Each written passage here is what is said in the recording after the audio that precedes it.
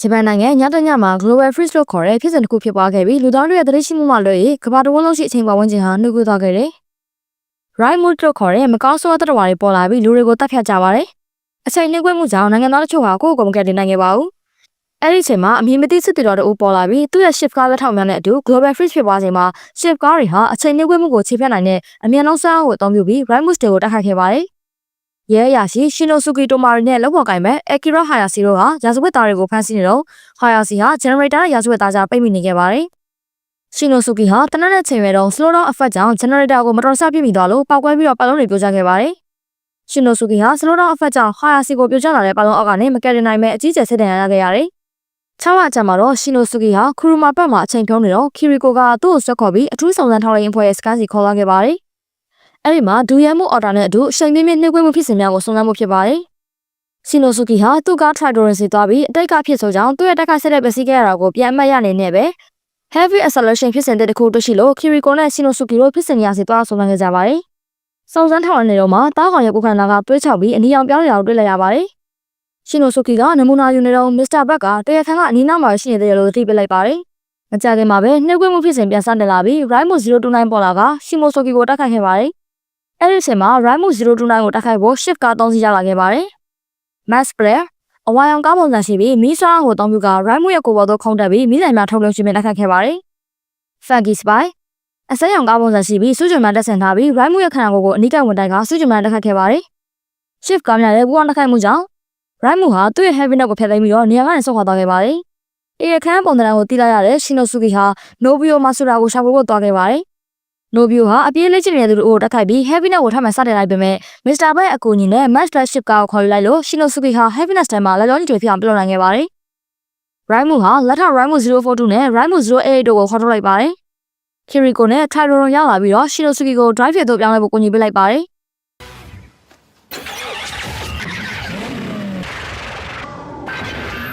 Drive ဟာ029နဲ့ခိုင်ရင်နဲ့ဂိုရောင်တစ်ခုလောက်ရောက်သွားခဲ့ပါတယ်။ Kiriko ဟာ Funky Spy နဲ့ Midnight Shadow Shift ကားတွေကိုလှည့်လိုက်ပြီးတော့ drive ကိုကူညီနိုင်ခဲ့ပါတယ်။ Drive ဟာ Time Speed Flare အဖြစ်ပြောင်းလဲလိုက်ပြီးအားပါတဲ့မိတိုက်ခိုက်မှုနဲ့029ကိုဂိုရောင်အပြည့်မဲ့လွတ်ထွက်သွားတိုက်ခိုက်ခဲ့ပါတယ်။ Drive ဟာ Funky Spy တာယာကိုပြောင်းတက်ပြီး Spy Tornado အထက်လက်042ကိုဒဏ်ရာပြစ်ထွက်လာရရှိစေကသူ့ရဲ့ကိုယ်ဖြစ်ပြန်ပြောင်းသွားစေခဲ့ပါတယ်။ Rider က Midnight Shadow တာယာကိုပြောင်းတက်ပြီး088ကိုလည်းသူ့ရဲ့အထူးတိုက်ခိုက်မှုနဲ့ဒဏ်ရာပြစ်ထွက်လာရရှိစေခဲ့တာခိုးဖြစ်ပြောင်းသွားခဲ့ပြီးတော့ခိုးနှစ်ခုလုံးမျက်စိသွားခဲ့ပါတယ်။နောက်ဆုံးမှာတယောက်ထဲကျန်ခဲ့တဲ့029ကို Driver Type Speed ပုံစံနဲ့ All Tire ထည့်ပစ်တက်ခတ်လိုက်လို့ Right Mood ဟာအကာအကွယ်မဲ့သွားခဲ့ပါတယ်။ Driver သူ့ရဲ့ဆုံးသက်တက်ခတ်မှုဖြစ်တဲ့ Speed Drop Finisher နဲ့ Right Mood ကိုပိတ်တက်ဖျက်ဆီးလိုက်ပါတယ်။ရှင်နိုဆူကီဟာသူ့ရဲ့အတိတ်ကကြာရှုံးမှုနောက်ပိုင်းပထမဆုံးချိန်ဖြစ်အသက်တစ်ချောင်းကတင်နိုင်ခဲ့တဲ့အတွက်စစ်သက်သာရသွားခဲ့ပါတယ်။ညဘက်ရောက်တော့ Kiriko ကသူ့ကိုလှုပ်ဝက်စကန်တစ်ခုဖြစ်တဲ့ Drive စီခေါ်သွားခဲ့ပါတယ်။အဲ့ဒီနေရာမှာ Kiriko နဲ့ Mr. Bed တို့ဟာ Drive ကိုလှုပ်ဝက်ကူညီဖို့လုပ်ဆောင်နေကြတာဖြစ်ပါတယ်။အနီရောင်ဖြစ်သွားတဲ့သားကောင်လေးပုံမှန်တိုင်းပြန်ဖြစ်သွားပေမဲ့ရှင်နိုဆူကီဟာဒီကိစ္စမပြီးသေးဘူးဆိုတာသိနေခဲ့ပါတယ်။ဒီအတောအတွင်းမှာ029ရဲ့ခိုးဟာတောက်ဘက်ကနေထွက်ပြေးလွတ်မြောက်ခဲ့ပါတယ်။ Right Mood ကစီပြောင်းလာတော့ခေါင်းဆောင်ဟန်ကသူ့ကို viral code တစ်ခုပေးလိုက်လို့ခန္ဓာကိုယ်အသစ်တစ်ခုဖန်တီးပေးနိုင်ခဲ့ပါတော့တယ်「仮面ライダードライブ」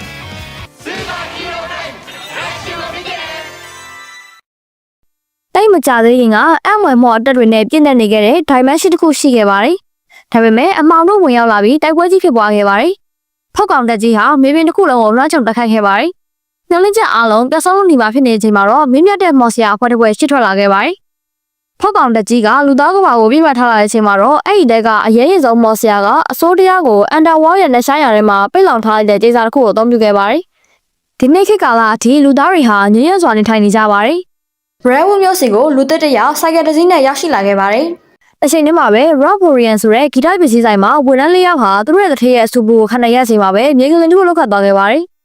မြေကလင်တွင်းမှာတကားပေါက်ကြီးတစ်ခုအကွဲသွားပြီးအစိုးတရားတွေပြန်လည်လွတ်မြောက်လာခဲ့ပါတယ်။ပြုတ်ဝဆန်းကျတဲ့မော်ဆီယာမတစ်ယောက်ကနိုးထလာတဲ့အငယ်ကိုသိထားမိလိုက်ပါတယ်။ဝန်ထမ်းလေးယောက်ဖြစ်တဲ့ Chip, Medicine, Vita နဲ့ Zanarossi ကိုအဖိုးကြီးတစ်ယောက်ကအကူအညီလာတောင်းပါတယ်။အဖိုးကြီးကသူ့ရဲ့ညီရဲ့ကိုတောထဲမှာအန်ရကြောက်ရောက်နေလို့ကူညီပေးဖို့ပြောခဲ့ပါတယ်။လူသိဖြစ်တဲ့နေ့ကသူကူညီပေးမယ်လို့ဝင်ပြောလိုက်ပါတယ်။ဇာနာကနေ့ကိုအဲ့တော့ကြောင်ထူးဆန်းတဲ့ပုံရိပ်တွေရှိကြောင်းတစ်ခါဝင်သွားရင်ဘရော့ပြန်ထွက်လာတဲ့ကြောင်သတိပေးခဲ့ပေမဲ့နေ့ကတော့ဂိမ်းမဆိုင်ပဲကူညီဖို့ဆုံးဖြတ်လိုက်ပါတယ်။အန်နာဝဲရဲ့နှဆိုင်ရမှာတော့နာကိုလိုင်းကသူ့တခင်မော်တီကွန်ကိုလူသားကဘာဟာသူတို့စိတ်ကူးထားသလိုပါပဲလို့သတင်းပို့နေခဲ့ပါတယ်။ဝန်ထမ်းလေးယောက်ကလည်းနေ့နဲ့အတူလိုက်သွားဖို့ဆုံးဖြတ်လိုက်ကြပါတယ်။သူတို့9ယောက်ဟာမသိလိုက်ပဲတောရဲကတခြား dimension တစ်ခုတည်းကိုဝင်ရောက်သွားခဲ့ကြပါတယ်။မကြခင်မှာပဲသူတို့ဟာ Hideous လို့ခေါ်တဲ့ဖုတ်ကောင်ဆိုးရဲ့ဝိုင်းအင်ဂျင်ကိုခံလိုက်ရပါတယ်။ အနက်ရဝေးရုံနဲ့ထူးဆန်းတဲ့မော်ဆီယာမတယောက်ပေါ်လာပြီးသူတို့ရဲ့မော်ပညာနဲ့ Hideous တွေကိုအနာယူကသူတို့9ယောက်ကိုဘေးလွတ်ရာစီပို့ဆောင်ပေးခဲ့ပါတယ်။ရုခိုလိုခေါ်တဲ့နေရာမှာမော်ဆီယာမကသူမဟာဥရိုနာဖြစ်ကြောင်းပြောခဲ့ပြီးသူတို့ကိုတိုက်ပွဲကြီးအကြောင်းပြောခဲ့ပါတယ်။သူမကဒနာရီအရာသူတို့ဟာပါရင်ဂျာဖြစ်လာရမယ်လို့ပြောကြားခဲ့ပါတယ်။သူတို့ဟာဝူလန်ဗီလေဆိုတဲ့နေရာကိုရောက်သွားပြီးအဲ့ဒီနေရာကထရိုဂျီတကောင်ရဲ့တိုက်ခိုက်ခြင်းကိုခံလိုက်ရပါတယ်။ဥရိုနာကသူ့ရဲ့မော်ဒယ်တန်ကိုအသုံးပြုပြီး White Mystic Ranger အဖြစ်ကြောင်းလဲသွားခဲ့ပါတယ်။ Hideous တွေကသူတို့9ယောက်ကိုထပ်မံဝိုင်းရလာတဲ့အချိန်မှာဥရိုနာကသူတို့ကိုနိုင်ဖို့အတွက်မော်ပညာကိုယုံကြည်ရမယ်လို့ပြောကြားခဲ့ပါတယ်။ဆန္ဒကတစ်ပင်တကားနေနဲ့နွယ်ပင်တွေကိုစိတ်ကြအရှင်သခင်လိုထိန်းချုပ်နိုင်စမ်းပေါ်လာပါတယ်။ Chess ကတော့လက်စည်းနဲ့မိုးကြိုးစွာရင်ပေါ်လာပါတယ်။ Medicine ကတော့ရေစွာရင်ကိုပိုင်ဆိုင်ပြီး Vita ကတော့လေစွာရင်ပေါ်လာပါတယ်။ Nix ကတော့မော်ပညာကိုမယုံကြည်လို့စွာရင်မထွက်ပဲဖြစ်ပါတယ်။ White Ranger က Troji ကိုအိတ်ကဲစေပြီးဖျက်ဆီးပလိုက်ပါတယ်။တခြားသူတွေကအောင်ပွဲပြပျော်ရွှင်နေကြပေမဲ့ Nick ကတော့မော်ပညာကိုအသုံးချနိုင်ခဲ့ပဲသူထွက်သွားတော့မယ်လို့ပြောလိုက်ပါတယ်။ဥရိုနာကခလယာကိုသူ့ကိုတော့အပြင်ပြလိုက်ဖို့ဆစ်လို့လိုက်ပါတယ်။အဲ့ဒီအချိန်မှာ Correct the Night Wolf ပေါ်လာပြီး Hideous တွေမှာအောင်မြင်ခဲ့တဲ့အလုပ်ကိုဆောင်သက်ဖို့ကြိုးစားပါတယ်။ဥရိုနာနဲ့သူ့ရဲ့ Ranger အသစ်တွေဟာ Correct ရဲ့တိုက်ခိုက်မှုကြောင့်ဆုံးလည်သွားခဲ့ပါတယ်။ Correct ဟာ Katara ဆိုတဲ့တာမဏိမင်းကြီးတစ်ကောင်နဲ့ပေါင်းဆက်ပြီးအစွမ်းထက်တဲ့မြင်းခန္ဓာကိုယ်ရဲ့လူတစ်ကောင်ဖြစ်ပြောင်းလဲသွားခဲ့ပါတယ်။ White Ranger အဖြစ်ဥရိုနာဟာ Correct ကိုဆိုင်မှုအတွက်သူ့ကိုယ်သူအကောင်ကြီးဖြစ်ပြောင်းလဲလိုက်ပါတယ်။ Correct ကဥရိုနာကိုအနိုင်လိုက်ပြီးသူမရဲ့ Snow Star ကိုတိုက်ယူသွားခဲ့ပါတယ်။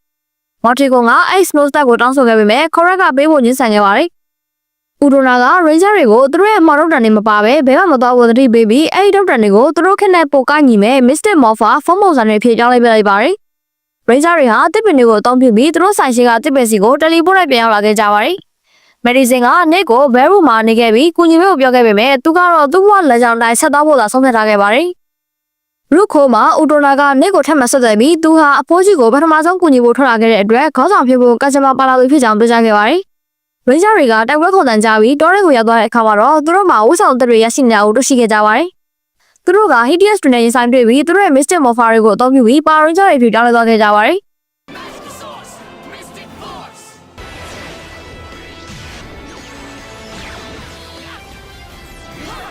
Nick ကတခြားရင်းကြောင့်တွေအနေနဲ့ကြောက်ရွံ့နေတဲ့ဆိုတဲ့ပုံရိပ်တစ်ခုကိုမြင်လိုက်ရပြီးသူတို့ကိုကယ်တင်ဖို့စပယ်နဲ့ပြန်လာခဲ့ပါတယ်။သူဟာ Correct ရဲ့ဒိုင်ကောင်ကိုပြကြားကန်ချက်နဲ့ဝန်ခံခဲ့ပါတယ်။နောက်ဆုံးမှာတော့မော်ပညာကိုယုံကြည်လိုက်တဲ့ Nick ရဲ့မော်ဆွိုင်းနဲ့နှိုးထလာခဲ့ပါတယ်။ Nick က Red Ranger ဖြစ်ပြောင်းလဲသွားပြီး Hideous တွေကိုမီးဆွားနဲ့နိုင်လိုက်ပါတယ်။ Correct ကဒါဟာအစပဲရှိသေးကြောင်းသူတို့ပြန်တွေ့ကြအောင်မလို့ချိန်ချပြီးဆုတ်ခွာသွားခဲ့ပါတယ်။ Power Ranger 9ယောက်ဟာ Dimension တစ်ခုလုံးကိုအစိုးရတွေစီကနေကာကွယ်ဖို့အတွက်နောက်ဆုံးမှာတော့ဆစ်လုံးသွားခဲ့ကြပါပြီ။နောက်ပိုင်းမှာ Raporian မှာ Xander, Medicine Chip နဲ့ Vita တို့ဟာသူတို့ရဲ့မော်ပညာကိုသုံးပြီးဆိုင်ကိုတရှင်းလုပ်နေကြပါတယ်။ Toby ကဆိုင်တစ်ခုလုံးတရှင်းနေအောင်တွေ့ပြီးတလုံးသွားခဲ့ပါတယ်။အဲ့ဒီချိန်မှာပဲ Lily ဆိုတဲ့မြို့ကိုအသက်ရောက်လာတဲ့ကောင်မလေးတယောက်ကူညီတောင်းမှုရောက်လာခဲ့ပါတယ်။ Xander နဲ့ Chip တို့ကသူမကိုကူညီဖို့အလူရကြိုးစားခဲ့ကြပေမဲ့သူမစိတ်ဝင်စားတာကသူတို့မဟုတ်ခဲ့ပါဘူး။ Lily က Nick ကိုကူညီစေချင်ခဲ့ပြီးတခြားရင်းတွေတက်တုံးမှုကြောင့် Toby လည်း Nick ကိုအလောက်ခံလိုက်ပါတော့တယ်။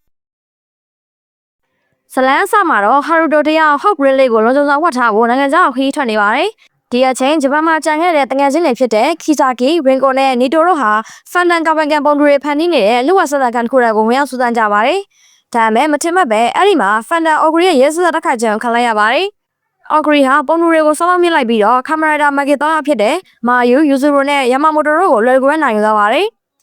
အဲ့ဒီနောက်အော်ဂရီဟာဘရာဇီးနိုင်ငံဖော်တလီဇာကမ်းခြေမှာရှိနေတဲ့ဟာရူတိုစီကိုခြေခံလိုက်သွားပါတယ်။ရွေချက်ကတော့ဟာရူတိုကိုဆွဲရမျှော်လင့်ချက်မဲ့သွားစေပြီးသူ့အထက်ကဖန်တန်ဝီဇာဒရန်ကိုဆွဲထုတ်ဖို့ပါ။ဒါပေမဲ့သူ့အကြံမှာအမင်တဲ့အခါအော်ဂရီဟာဟာရူတိုစီကနေဟော့ဘရင်းကိုလူယူပြီးချက်ချင်းပဲထွက်ပြေးသွားပါတယ်။ဟာရူတိုဂျပန်ကိုပြောင်းပြီးတကယ်ချင်းတွေနဲ့ကြားဆောင်တဲ့အခါတကယ်အချက်တဲကြီးကစတင်ပါပါတယ်။အော်ဂရီဟာထပ်မံတက်ခတ်လာတဲ့အပြင်ဟော့ဘရင်းကိုသုံးပြပြီးသူဖန်တီးထားတဲ့ခွေယိုမီပုံတူလေးကိုပါခေါ်လာခဲ့ပါတယ်။အဲ့ဒီခွေယိုမီပုံတူလေးက White Wizard ဖြစ်ပြောင်းလဲနိုင်စွာရှိနေပါတယ်။အော်ဂရီကဟာရူတိုကိုရက်ဆက်တဲ့ရွေးချယ်မှုတစ်ခုလုပ်ခိုင်းပါတယ်။ချင်းရတဲ့ခွေယိုမီကိုပဲတတ်မလားဒါမှမဟုတ်သူမတောင်းကျမ်းခက်စီးနေတာကိုထိုင်ကြည့်ရင်မျှော်လင့်ချက်မဲ့သွားမလားဆိုတာပါပဲ။ဒါကိုတားဆီးဖို့နီတိုဟာဟာရူတိုကိုရိုက်ချပြီးနောက်ဆက်တွဲအနေရတွေကိုသိနေပေမဲ့လည်းပြန်လည်ပြင်ဆင်ထားတဲ့ Beast Driver ကိုဝစ်စင်ကချီမရာနဲ့သွေးသစ္စာပြန်လည်ဖွင့်လာလိုက်ပါတယ်။ Camerata Beast ဖြစ်ပြန်လည်တောင်းလိုက်ခဲ့ပေမဲ့လည်းရန်သူတွေကိုအနိုင်ယူနိုင်ခဲ့ပါဘူး။ Anti-Shock အိုမာကိုကန်ဆိုင်ရဲ့စီပြောင်းတဲ့အခါဟာရူတိုတယောက်ခွေယိုမီပေါ်ထားတဲ့တရားစင်ကြောင့်ဟော့ဘရင်းကိုမဖျက်ဆီးပစ်ခဲ့မိတာကိုအလုံးတရာနော်ရနေပါတယ်။အဲ့ချိန်မှာရှမ်ပီယံကသူကိုယ်တိုင်ကြိုးစားပန်းစားဖန်တီးထားတဲ့မက်ချ်ရင်းအသစ်တစ်ခုကိုဟာရူတိုကိုပေးရလိုက်ပါတယ်။တိုက်ပွဲစီပြန်သွားတဲ့အခါ Camerata Beast က Ori နဲ့ရင်ဆိုင်ပြီး Camerata Wizard ကတော့ White Wizard နဲ့ရင်ဆိုင်ပါတယ်။စံပါရဲ့လက်စွပ်လေးကရှင်းရှင်းလုံးမလောက်ခဲ့ပေမဲ့လည်း Wizard ဟာခွေယိုမီကိုကျင်းတော်စွာဖျက်ပြနိုင်ခဲ့ပြီး Hope Ring ကိုပုံမှန်တိုင်းပဲဖြစ်သွားစေခဲ့ပါတယ်။ဘောတော့ထွက်သွားတဲ့ Ori ဟာ Wizard Dragon ကိုဖမ်းဖို့အတွက် Haruto ရဲ့အနာဝရကိုအတင်းဝင်ရောက်သွားပါတယ်။ အဲ့ရှင်မှာပဲ Hot Break နဲ့ Super ရဲ့လက်စွပ်တို့ကအမှန်တုံ့ပြန်မှုဖြစ်ပေါ်လာပြီး Camerata Wizard ဟာကိုယ့်ရဲ့အနာဘော်ရက်ကိုပြန်ဝင်ခွင့်ရသွားခဲ့ပါတယ်ဒီဘက်မှာ Camerata Viz က Camerata ပုံမှု3ကောင်ရေးဆိုင်နိုင်လိုက်ချိန်မှာ Haruto ကတော့ Koyomi နဲ့ပတ်သက်တဲ့အမှတ်တရတွေ Fuki က Koyomi ကိုစတင်အနိုင်ခဲ့တဲ့အချိန်ကစလို့ဂျားထဲမှာ Ori နဲ့အကျိတ်နဲ့တက်ခိုက်ပြီးနောက်ဆုံးမှာတော့နိုင်ရသွားပါတယ်သူ့ရဲ့အနာဘော်ထဲမှာ Koyomi ရဲ့ပုံရိပ်ရောင်တွေနဲ့ပြန်လည်တွဲဆောင်ခဲ့ပြီး Hot Break ကိုယုံကြည်သောအနိုင်ရကလွတ်လပ်ကဘာပြန်လာခဲ့ပါတယ်အားလုံးအမွဲခံနေကြချိန်မှာပဲမထင်မှတ်ထားတဲ့အကွဲစားမီတစ်ခုပွင့်လာပြီးအထက်က Asuboka Zura ခိုင်ချင်းထုတ်လာကနီတိုကိုရုပ်ပြဆက်ယူသွားပါတယ်ပြီးတော့အနီရောင် Amarada Game နဲ့ဆင်တူတဲ့လူစမ်းတယောက်ကဘေးကအကွဲစားလေးကိုပြန်ဝင်သွားပါတယ်တစ်ဖက်မှာတော့ဇာဝါမီမျိုးလေးမှာ Amarada တွေဖြစ်ကြတဲ့ဂါမင်အာယူကန်ဘာရိုခူရိုခါကီနဲ့ဂါရီဒိုတို့က DJ Sakurasi ကနေလော့စီတွေရဖို့ပြစ်လာတဲ့ကြွယ်တစ်ခုကိုဆင်နွှဲနေကြပါတယ်အဲ့ဒီအချိန်မှာပဲအကွဲစားကြီးပွင့်လာပြီး Asuboka Zura ခိုင်ချင်းထွက်လာကမိုင်းကိုတက်ခိုက်ပါရတယ်ခိုင်အာယူကန်နဲ့ဘာရိုတို့ကမိုင်းကိုကာဝယ်နဲ့ဆော့ခွာသွားတဲ့ထိုးတော်ဝါနာကိုအကွဲစားနဲ့လိုက်သွားကြပါတယ်သူတို့ရောက်သွားနေရကတော့လူတွေကခိုင်ကိုမြင်လာတဲ့တောင်တန်းကြားထပ်ပြီးနေကြတဲ့လောကကိုစိမ့်သက်နေတဲ့ကြားကဘာတစ်ခုပါအပြေရှားဖို့ကြိုးစားရင်းနဲ့သူတို့ဟာ Camerata O နဲ့ Sinto တဲ့ Rider နဲ့တိုက်ပွဲဝင်ခဲ့ပါတယ်။ထာကာထိုရာကလည်းအချိန်တွေကိုရိပ်မိပြီးတော့ကျွန်တော် Rider နောက်ကိုလိုက်လာခဲ့ပါတယ်။ခိုင်တိုကတော့မိလာတွေရဲလိုက်ကြီးလိုက်ဝင်သွားပြီးတော့တေကန်နီးဖြစ်နေတဲ့ Nobunaga နဲ့တွေ့ဆုံခဲ့ပါတယ်။ Nobunaga ကမသိခင်မှာခိုင်တိုခိုးမက်တာတကူပေးရခဲ့ပါတယ်။ခိုင်တိုကလည်း Rama တို့ကိုမိရိုင်ကနေနိုင်ခဲ့ပါတယ်။အပြင်မှာတော့အနီယံ Camerata ခိုင်ပေါ်လာပြီး Camerata O ကိုနာယူက Asuboka Zura ခိုင်ချင်းကိုရှင်းလင်းစားသုံးစေလိုက်ပါတယ်။ခိုဒါနဲ့မီဆူဇာနီတို့ထပ်ပြေးပေမဲ့တခြားကပါကလီယာဆူထိုကိုကဝိုင်းဖန်စီခြင်းကိုခံလိုက်ရပါတယ်။လီယာဆူကဒီကမှာဟာ High Set Rider တွေဟာဘူကျဲစစ်တီရော Rider တွေဖြစ်စစ်ဘီယနေစီမှာမှုတမ်းပြီးတိုင်းပြည်ကိုစီးလုံးမှုတက်ခိုင်နေကြတဲ့ခစ်ဖြစ်တယ်လို့ရှင်းပြပါတယ်။ဒါပေမဲ့သူ့ရဲ့ဘူကျင်းဝစ်ဆက်အပါဝင် Rider တော်တော်များများဟာဘသူအောက်မှာမနေတဲ့အနီရောင် Camerata ဘူကျင်းကောင်ရဲ့အနိုင်ယူခြင်းကိုခံခဲ့ရပြီးကြောင်းပြပြပါတယ်။မိုင်းတယောက်တငယ်ချင်းတွေကိုလိုက်ရှာဖို့အကွမ်းချောင်းနဲ့ဝင်လာချိန်မှာတော့ခိုင်တိုက Rama တို့ကိုဓမြရဲ့လက်ကနေကယ်တင်မိလိုက်တာကြောင့် Rama တို့ရဲ့ကျေးဇူးတင်မှုနဲ့တစ္ဆာခံမှုရရှိသွားပါတယ်။အချိန်ထဲမှာပဲဘူကျင်းကိုင်ဟာတက်ရှိနေတဲ့ Rider တွေကဘူကျင်း Double နဲ့တက်ခိုက်နေပါတယ်။ Amarada ဇန်ကဆူဝင်ရောက်လာပေမဲ့ဘူကျင်းကိုင်ဟာသူတို့ကဘာကကိုင်မဟုတ်မှတည်သွားတဲ့အခါမိရွယ်ပဲဘူကျင်းကိုင်ကိုကုညီသလိုဖြစ်သွားပါတယ်။ဒါကြောင့် Double ရှုံးနေသွားပြီးတော့ကျင်းခဲ့တဲ့ Joga Kaya Memory ကိုဇန်ကဆူကယူကရှောင်းတော့သွားခဲ့ပါတယ်။ခိုတိုကဘူကျင်းကိုင်ကိုမနှိမ်နိုင်မချင်းလီယာစနဲ့ဘူဝါမို့သဘောတူလိုက်ပါတယ်။အဲဒီနောက်ခိုဒါနဲ့မီဆူဇာနီတို့ဟာဘူကျင်းကိုင်နဲ့ဘူကျင်းဖိုစီတို့တိုက်ပွဲတွေဝင်ပါပေမဲ့ဖိုစီကိုမကတင်နိုင်ခဲ့ပါဘူး။ဖိုစီရောအာယူဂျာမှာအဆူဘိုကာဆိုတာတက်တော်ဝိုင်းဆုပ်ခြင်းကိုခံလိုက်ရပါတယ်။တိုက်ပွဲပြီးမှာတော့ထာကာထိုရာပေါ်လာပြီးဖိုစီရဲ့အက်စထရိုစစ်တစ်ခုယူဆောင်သွားပါတယ်။လီယာဆိုရဲတိုက်ကိုပြန်ချင်မှာတော့ခိုဒါခိုင်တိုတဲ့ရှုံးနေတော့တဲ့စစ်ပင်ရဲ့တက်တွေကိုစူးစီးပြီးတပီလုံးကိုသိမ်းမဖို့ကြိုးစားနေကြောင်းသိလိုက်ရပါတယ်။မိုင်းဟာခိုင်တိုနဲ့တွေ့ဆုံပေမဲ့ခိုင်တိုကသူ့ရီမန်းချက်တွေကိုရှုံးမပေးပဲအိမ်ပြန်ရတာတဲ့ဒီမှာပဲဆက်နေခြင်းတယ်လို့ပြောပါတယ်။ခွဲထွက်လာပြီးနောက်မိုင်းဟာအဆူဘိုကာဆိုတာခါချင်းရဲ့တစ်ခါကျတော့ထက်ခံရပေမဲ့ဒီတိုကိုလိုက်ခဲ့ဖို့ကြိုးစားနေတဲ့အစစ်မှန်ကင်မရာဝီဆက်ရဲ့ကတင်ချင်းကိုခံလိုက်ရပြီးခိုဒါနဲ့ပြန်ဆွတွေ့သွားပါတယ်။ခိုဒါနဲ့ဟာရိုတိုတို့ဟာခိုင်ရိုတက်တွေရဲ့တက်ခိုက်မှုကိုရင်ဆိုင်ဖို့ပြင်ဆင်နေကြပါတယ်။ဒီအချိန်မှာဘူကျင်းကိုင်းကတော့အခြားဘူကျင်းရာတွေရဲ့စားကိုသုံးပြီးတန့်စင်တဲ့တစ်ပင်ကြီးကိုထိန်းချုပ်လိုက်ပါတယ်။အဲဒီနောက်လီယာဆွဲတဲ့တိုက်ကိုပြန်လာပြီးတော့မိုင်းဟာကာဂျမားရစ်ပြီးတော့ဟိတ်မှဖြစ်တယ်ဆိုတာဖန်ဆီးခေါ်ဆောင်သွားပါတယ်။တပ်ဖွဲ့သုံးကိုကျိတ်နဲ့တက်ခိုက်နေချိန်မှာဘာရွန်ဟာဝီဇက်ဂိုင်းစကားတက်ဆိုးနဲ့ပူကားပြီးတော့အဆူဘိုကာဆိုတာခိုင်ချင်းကိုနာယူကမီတူဇာနီနဲ့နီတိုတို့ကိုအမဇာကတင်နိုင်ခဲ့ပါတယ်။အဲဒီနောက်ကင်မရာထိုင်ဟာဘိုးရန်သူဘူကျင်းဆိုင်ကိုရင်ဆိုင်ကြပါတယ်။ဒီအဆူကကင်မရာဝီဇက်ကိုဘူကျင်းဝီဇက်ရဲ့ Infinity Ring ပေးလိုက်ပြီးတော့ခိုဒါကတော့ Flame Ring ကိုရရှိထားပါတယ်။လူဝဆန်ကျတဲ့ကောင်မလေးတယောက်ပေါ်လာပြီးဟိတ်အသီးတွေဖန်တီးပေးပါတယ်။အဲ့ဒီအသီးကိုင်းလို့စင်ကြောက်ဆုံးသွားတဲ့ဘူကျင်းရာတွေရဲ့အမွေနဲ့လော့စီတွေကိုဖန်တီးလိုက်ပြီးဝီဇက်အိုဖိုးစီနဲ့တပည့်တို့ရဲ့ဆွမ်းအားတွေကိုရရှိသွားကြပါတယ်။တက်စင်တဲ့တပင်ကြီးရဲ့ဆွမ်းအားတွေရနေတဲ့ဘူကျင်းကိုင်းဟာကင်မရာဝီဇက်နဲ့ဂိုင်းတို့ကိုဆုပ်ယူလိုက်ပါတယ်။ဒါပေမဲ့သူတို့နှစ်ယောက်ဟာကြောက်ဆုံးသွားတဲ့အခြားဘူကျင်းရာတွေစီကနေဆွမ်းအားတွေရရှိပြီးတော့ပလက်လွတ်မြောက်လာကသူတို့ရဲ့စမ်းထလာတဲ့ပေါက်ဆက်ဆွမ်းအားတွေနဲ့ဘူကျင်းကိုင်းကိုပြီးတိုင်ချေဖို့နိုင်ခဲ့ပါတယ်။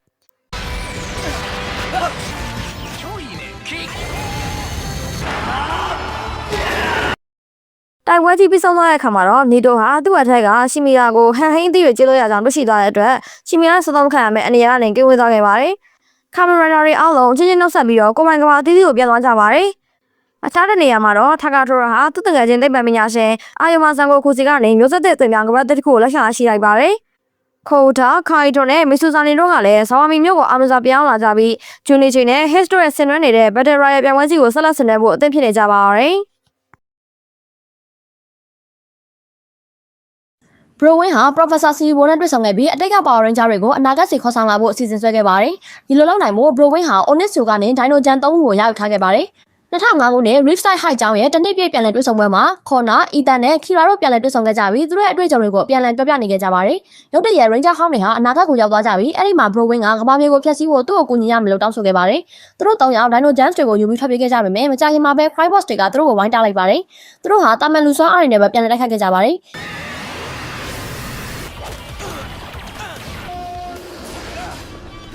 Ethan က Crime Boss တွေဟာဆက်အုပ်တွေဖြစ်နေတာကိုအံ့အားသင့်သွားခဲ့ပါတယ်။ Browin ကသူတို့ရှစ်ထက်ရောက်လာပြီးငါ့ကိုကူညီမလားဒါမှမဟုတ်အသေးခံမလားဆိုပြီးထပ်ပြီးချိန်ချောက်ပါတယ်။အဲ့ဒီအချိန်မှာ B Squad က Browin ရဲ့တိုက်ခိုက်မှုကနေဒီတာမန်တွေကိုကာဝယ်ဖို့ရောက်ရှိလာခဲ့ပါတယ်။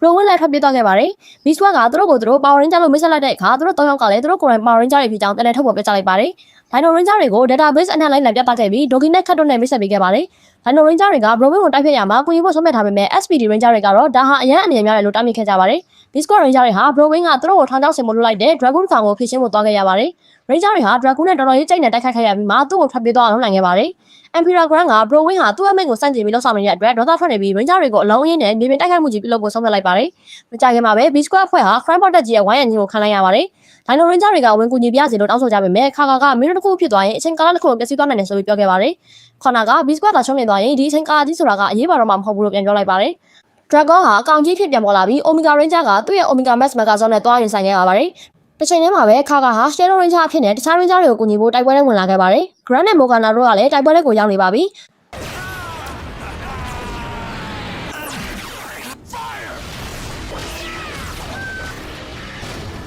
ခါရဲ့သတိပေးမှုကြားကပဲ Dino Ranger တွေဟာသူ့ရဲ့အနာဂတ်ကရဲဘော်ရဲဘက်တွေကိုကူညီဖို့အတွက်အခက်ပြန်လဲပြင်ဆင်ပေးထားတဲ့သူတို့ရဲ့ Morpho Ranger တို့ရောက်ရှိလာခဲ့ကြပါတယ်။ Power Ranger 9ယောက်စလုံးအတူတူပုံပြောင်းလိုက်ပြီးတိုက်ပွဲဝင်ခဲ့ကြပါတယ်။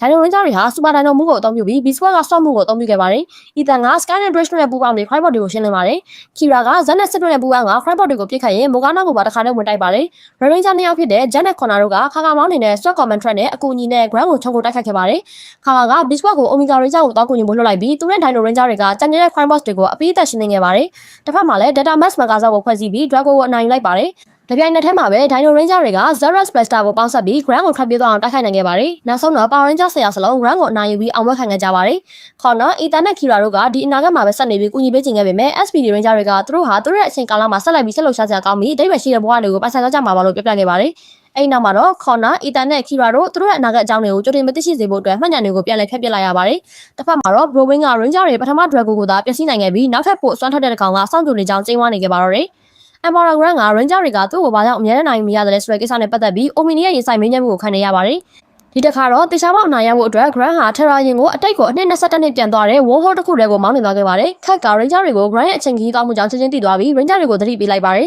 ။ဒီအချိန်2004ခုနှစ် Riverside High ကျောင်းမှာတော့ Connor, Ethan, Kira နဲ့ Terran တို့ဟာကျောင်းပေါ်မှာဝဲပြနေတဲ့ Terra ရင်ကိုတွေ့ရှိလိုက်ရပါတယ်။ Grant ဟာ SPD ရဲ့နောက်ဆက်မှုမရှိဘဲကမ္ဘာမြေကိုသိမ်းပိုက်ဖို့ကြံစည်နေတာပါ။အနာဂတ်မှာတော့ Commander Kaka က Jack, Bridge နဲ့ Zed တို့ကို Warhol ကနေ Grant နောက်ကိုလိုက်သွားဖို့တာဝန်ပေးလိုက်ပါတယ်။ Dino Rangers တွေဟာ Terra ရင်ကိုရှာဖွေဖို့တောထဲကိုဝင်သွားခဲ့ကြပါတယ်။ဒါပေမဲ့သူတို့ဟာ Terra ရင်အစား Zetrus နဲ့ Trianodromes တွေကိုပဲရင်ဆိုင်တွေ့ရှိခဲ့ရပါတယ်။ Jack, Bridge နဲ့ Zed တို့က Warhol ကိုဝင်ရောက်သွားခဲ့ကြပါတယ်။ Dino Ranger တွေ Zetrus နဲ့တိုက်ခိုက်နေစမှာပဲ Terra ရင်က Zetrus ကိုရင်ပေါ်ဆွဲတင်သွားခဲ့ပါတယ်။ Grant က Zetrus ကိုနှိပ်စက်ပြီး Power Ranger တွေကိုအနိုင်ယူရမှာကူညီရမယ်လို့အမိန့်ပေးလိုက်ပါတယ်။ Zetrus ကလည်းဝမ်းမြောက်စွာကူညီမယ်လို့သဘောတူခဲ့ပါတယ်။ Jack, Zed နဲ့ Bridge တို့ကသူတို့ကိုယ်သူတို့ပြန်လည်မိတ်ဆက်ပြီး Dino Ranger တွေကို Grant ရဲ့အကြံစီတွေကြောင်းပြောပြခဲ့ပါတယ်။ Warhol ပိတ်တော့မှာဖြစ်လို့ကျန်တဲ့ SPD Ranger တွေဟာအတိတ်မှာပိတ်မိမသွားခင်သူတို့အဖွဲ့နဲ့ပူးပေါင်းဖို့ပြင်ဆင်နေခဲ့ကြပါတယ်။တစ်ချိန်တည်းမှာပဲ Tommy ဟာ Black Ranger အဖြစ် Zetrus နဲ့တိုက်ခိုက်နေခဲ့ပါတယ်။ Zetrus က Mora ဖန်တီးထားတဲ့ Monster 3 ကောင် Crime Boss အဆင့်30လုံးနဲ့ Trianodromes တွေပါဝင်တဲ့တက်ကြီးကိုဦးဆောင်လာတာပါ။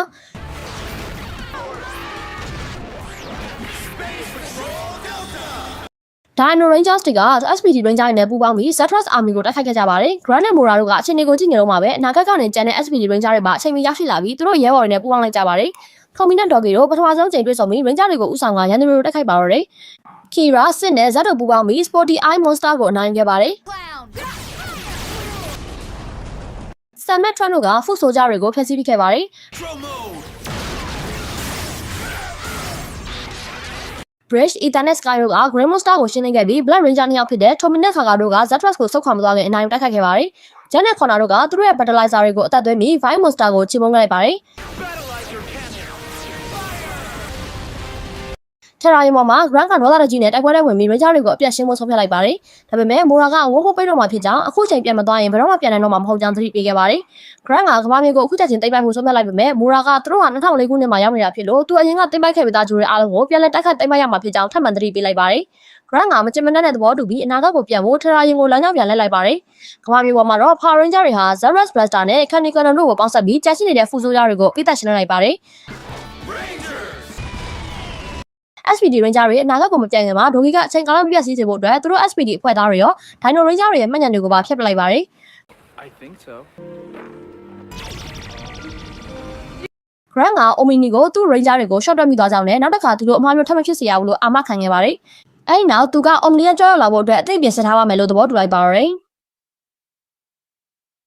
အလန်ဒရီယာဆိုတဲ့ယူကဘာတစ်ခုမှာ Tropian Empire ရဲ့ခေါင်းဆောင် Emperor Grant ဟာသူ့ရဲ့ Terra Space Grant နဲ့တိုက်ခိုက်ပြီးတယံဇာတာတွေကိုလူနေခဲ့တယ်။သူ့တာဝန်ပြီးဆုံးသွားတဲ့အခါဂျိုတစ်ခုလုံးကိုအကျဉ်းသားကင်းမဲ့စွာဖျက်ဆီးပလိုက်ပါတယ်။ဇလန်ကတိမ်မဝေးတဲ့အနာဂတ်ကဘာကိုရောက်သွားပါတယ်။အဲ့ဒီမှာလူသားတွေနဲ့တခြားဂျိုကသားတွေဟာငြိမ်းချမ်းစွာအတူရှင်တွဲနေထိုင်ကြပါတယ်။ဒါပေမဲ့69ရာခိုင်နှုန်းကငြိမ်းချမ်းစွာနေထိုင်ကြပေမဲ့အဲ့လိုမဟုတ်တဲ့100ရာခိုင်နှုန်းလည်းရှိနေသေးပါ။အဲ့ဒီ100ရာခိုင်နှုန်းကိုနှိမ့်မှုအတွက် Space Patrol Data SPD ဆိုတဲ့ရဲဖွဲ့တစ်ဖွဲ့ရှိနေပါတယ်။ SPD ရဲ့ B squad ကအငယ်တန်းရဲတင်တာ3ယောက်ဖြစ်တဲ့ Sky Day, Bridge Crusher နဲ့ Sydney Duro ဟာရာဇဝတ်သားအတူတယောက်နဲ့လေ့ကျင့်နေကြပါတယ်။သူတို့တယောက်ချင်းစီတိုင်းမှာထူးခြားတဲ့စွမ်းရည်တွေရှိပါတယ်။ Sky ကအကာအကွယ်စွမ်းရည်တိုင်းတွေဖန်တီးနိုင်တဲ့ Bridge မှာကလူချိုးတွေကိုလူလိုသိနိုင်တဲ့အာရုံခံစွမ်းရည်ရှိပြီးတော့ Sydney ကတော့သူ့ရဲ့ molecule ဖွဲ့စည်းပုံကိုကြက်တဲ့အရာဝတ္ထုတွေပြောင်းလဲနိုင်စွမ်းရှိပါတယ်။တချိန်တည်းမှာပဲ SPD ရဲ့တပ်မှုကြီး Anubis Dogika က Electria ဂျိုရဲ့ဖက်ဆီးခံရတဲ့တဲ့ရင်ကိုကြားသိပြီး Grant ဟာကမ္ဘာမြေစီကိုဥတီလာနေပြီဆိုတာသိလာရပါတယ်။သူဟာကမ္ဘာမြေရဲ့အတော်ဆုံးအဝယ်ပေးသူတွေဖြစ်တဲ့ A Squad Power Ranger တွေကိုချက်ချင်းခေါ်ယူလိုက်ပါတယ်။ဒါပေမဲ့ Bridge ကသူ့ရဲ့စိတ်ဆွမ်းရည်နဲ့ A Squad ကိုအာရုံခံကြည့်လိုက်တဲ့အခါမှာတစ်ခုမှမရင်းနေရဆိုတာခံစားလိုက်ရပါတယ်။ A Squad ကိုတော့တကုန်းလူငယ်နှစ်ယောက်ဖြစ်တဲ့ဇက်နဲ့ကျက်လန်တာတို့ကိုတောက်ဖတ်မှုတာဝန်ပေးလိုက်ပါတယ်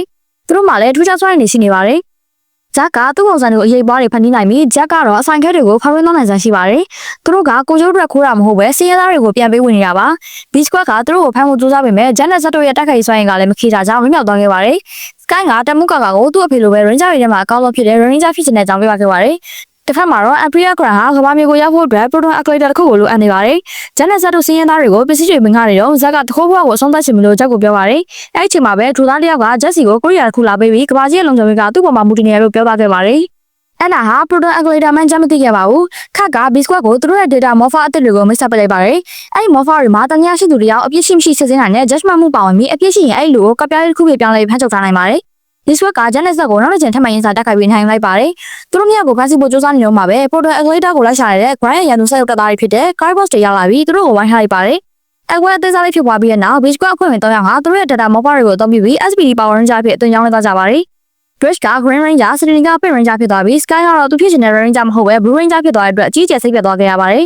။အချင်းချင်းမဟန်တော့တာကိုမြင်တဲ့ချက်ကခပ်ပြည့်မဲ့အစီအစဉ်ကိုဖျက်သိမ်းပြီးဇက်နဲ့အတူ Ranger တွေကိုပြန်ကူညီတက်ခိုက်ပေးခဲ့ပါတယ်။သူတို့ကူညီခဲ့ပေမဲ့လည်းတိုက်ပွဲပြီးဆုံးသွားတဲ့အခါ Sky ကသူတို့ညကိုစီကံတိုင်းဖမ်းဆီးလိုက်ပါတယ်။အဲ့ဒီအချိန်မှာပဲတမှုစီကာရောက်လာပြီးခါအောင်ရက်တန့်စေခဲ့ပါတယ်။ဂျက်နဲ့ဇက်ကိုအထောက်ပံ့နဲ့ထည့်ထားခဲ့ပေမဲ့ခါကသူတို့ကို SPD ရဲ့အစိပ်ပိုင်းတစ်ခုဖြစ်လာဖို့အခွင့်အရေးပေးခဲ့ပါတယ်။ဇက်ကတော့တိုက်ပွဲမှာပြတ်သားခဲ့တဲ့သူ့ရဲ့အရေးရှင်တွေကြောင့်အဖွဲ့ထဲဝင်မဆုံးဖြတ်လိုက်ပါတယ်။ Sky နဲ့တခြားသူတွေကဒီပေါ်မှာတိတ်မကျင်တတ်ကြပေမဲ့ခါကဇက်ကိုအဖွဲ့ဝင်တယောက်လိုဆက်ဆံမှုအမိန့်ပေးခဲ့ပါတယ်။ဇက်ကဇက်ကိုလည်းအဖွဲ့ထဲဝင်မပြောခဲ့ပေမဲ့ဂျက်ကတော့လုံးဝစိတ်ဝင်စားကြောင်းပြတ်သားညှင်းဆိုခဲ့ပါတယ်။ B Squad Ranger တွေကိုတော့ A Squad ကဆက်ရုပ်ကြီးကောင်နဲ့တိုက်ခိုက်ခဲ့လို့ဖြစ်သွားတဲ့တက်စီတွေကိုရှင်းလင်းခိုင်းထားရပါတယ်။အဲ့ဒီအချိန်မှာဂျက်ကချက်ကွန်းကနေဖောက်ထွက်ပြေးခဲ့ပေမဲ့ဘောင်းရဲ့စံတမှုတစ်ခုမိလောင်ရအောင်တွေ့တော့ဝင်ရောက်ပြီးနှိမ့်သက်ပေးခဲ့ပါတယ်။ဇက်ကတခြား Ranger တွေကိုဂျက်ရထားတဲ့ Proton Accelerator ကြောင့်ပြပလိုက်တဲ့အတွက်သူတို့ဟာအဲ့ဒီပစ္စည်းကို Piggy လို့ခေါ်တဲ့သတင်းပေးတယောက်စီကိုယူသွားကြပါတယ်။ဒါပေမဲ့ Crybots တွေကလည်းအဲ့ဒီပစ္စည်းကိုလိုက်လံလူယူဖို့ရောက်လာခဲ့ပါတယ်။ Ranger လေးယောက်ဟာသူတို့နဲ့ရင်ဆိုင်တိုက်ခိုက်ခဲ့ပေမဲ့အင်အားမမျှပဲအေးနေနေခဲ့ပါတယ်။အဆုံးမှာတော့ခါကဂျက်ကိုယုံကြည်စွာနဲ့ data morpher တစ်ခုပေးရလိုက်ပါတယ်။ဂျက်ကအဲ့ဒါကိုတုံးက Ranger ဖြစ်တောင်းလိုက်ပါခဲ့ပါတယ်။ဒါကိုမြင်တဲ့ Sky တို့တော့အလွန်တရာစိတ်ပျက်စရာဖြစ်ခဲ့ရပါတယ်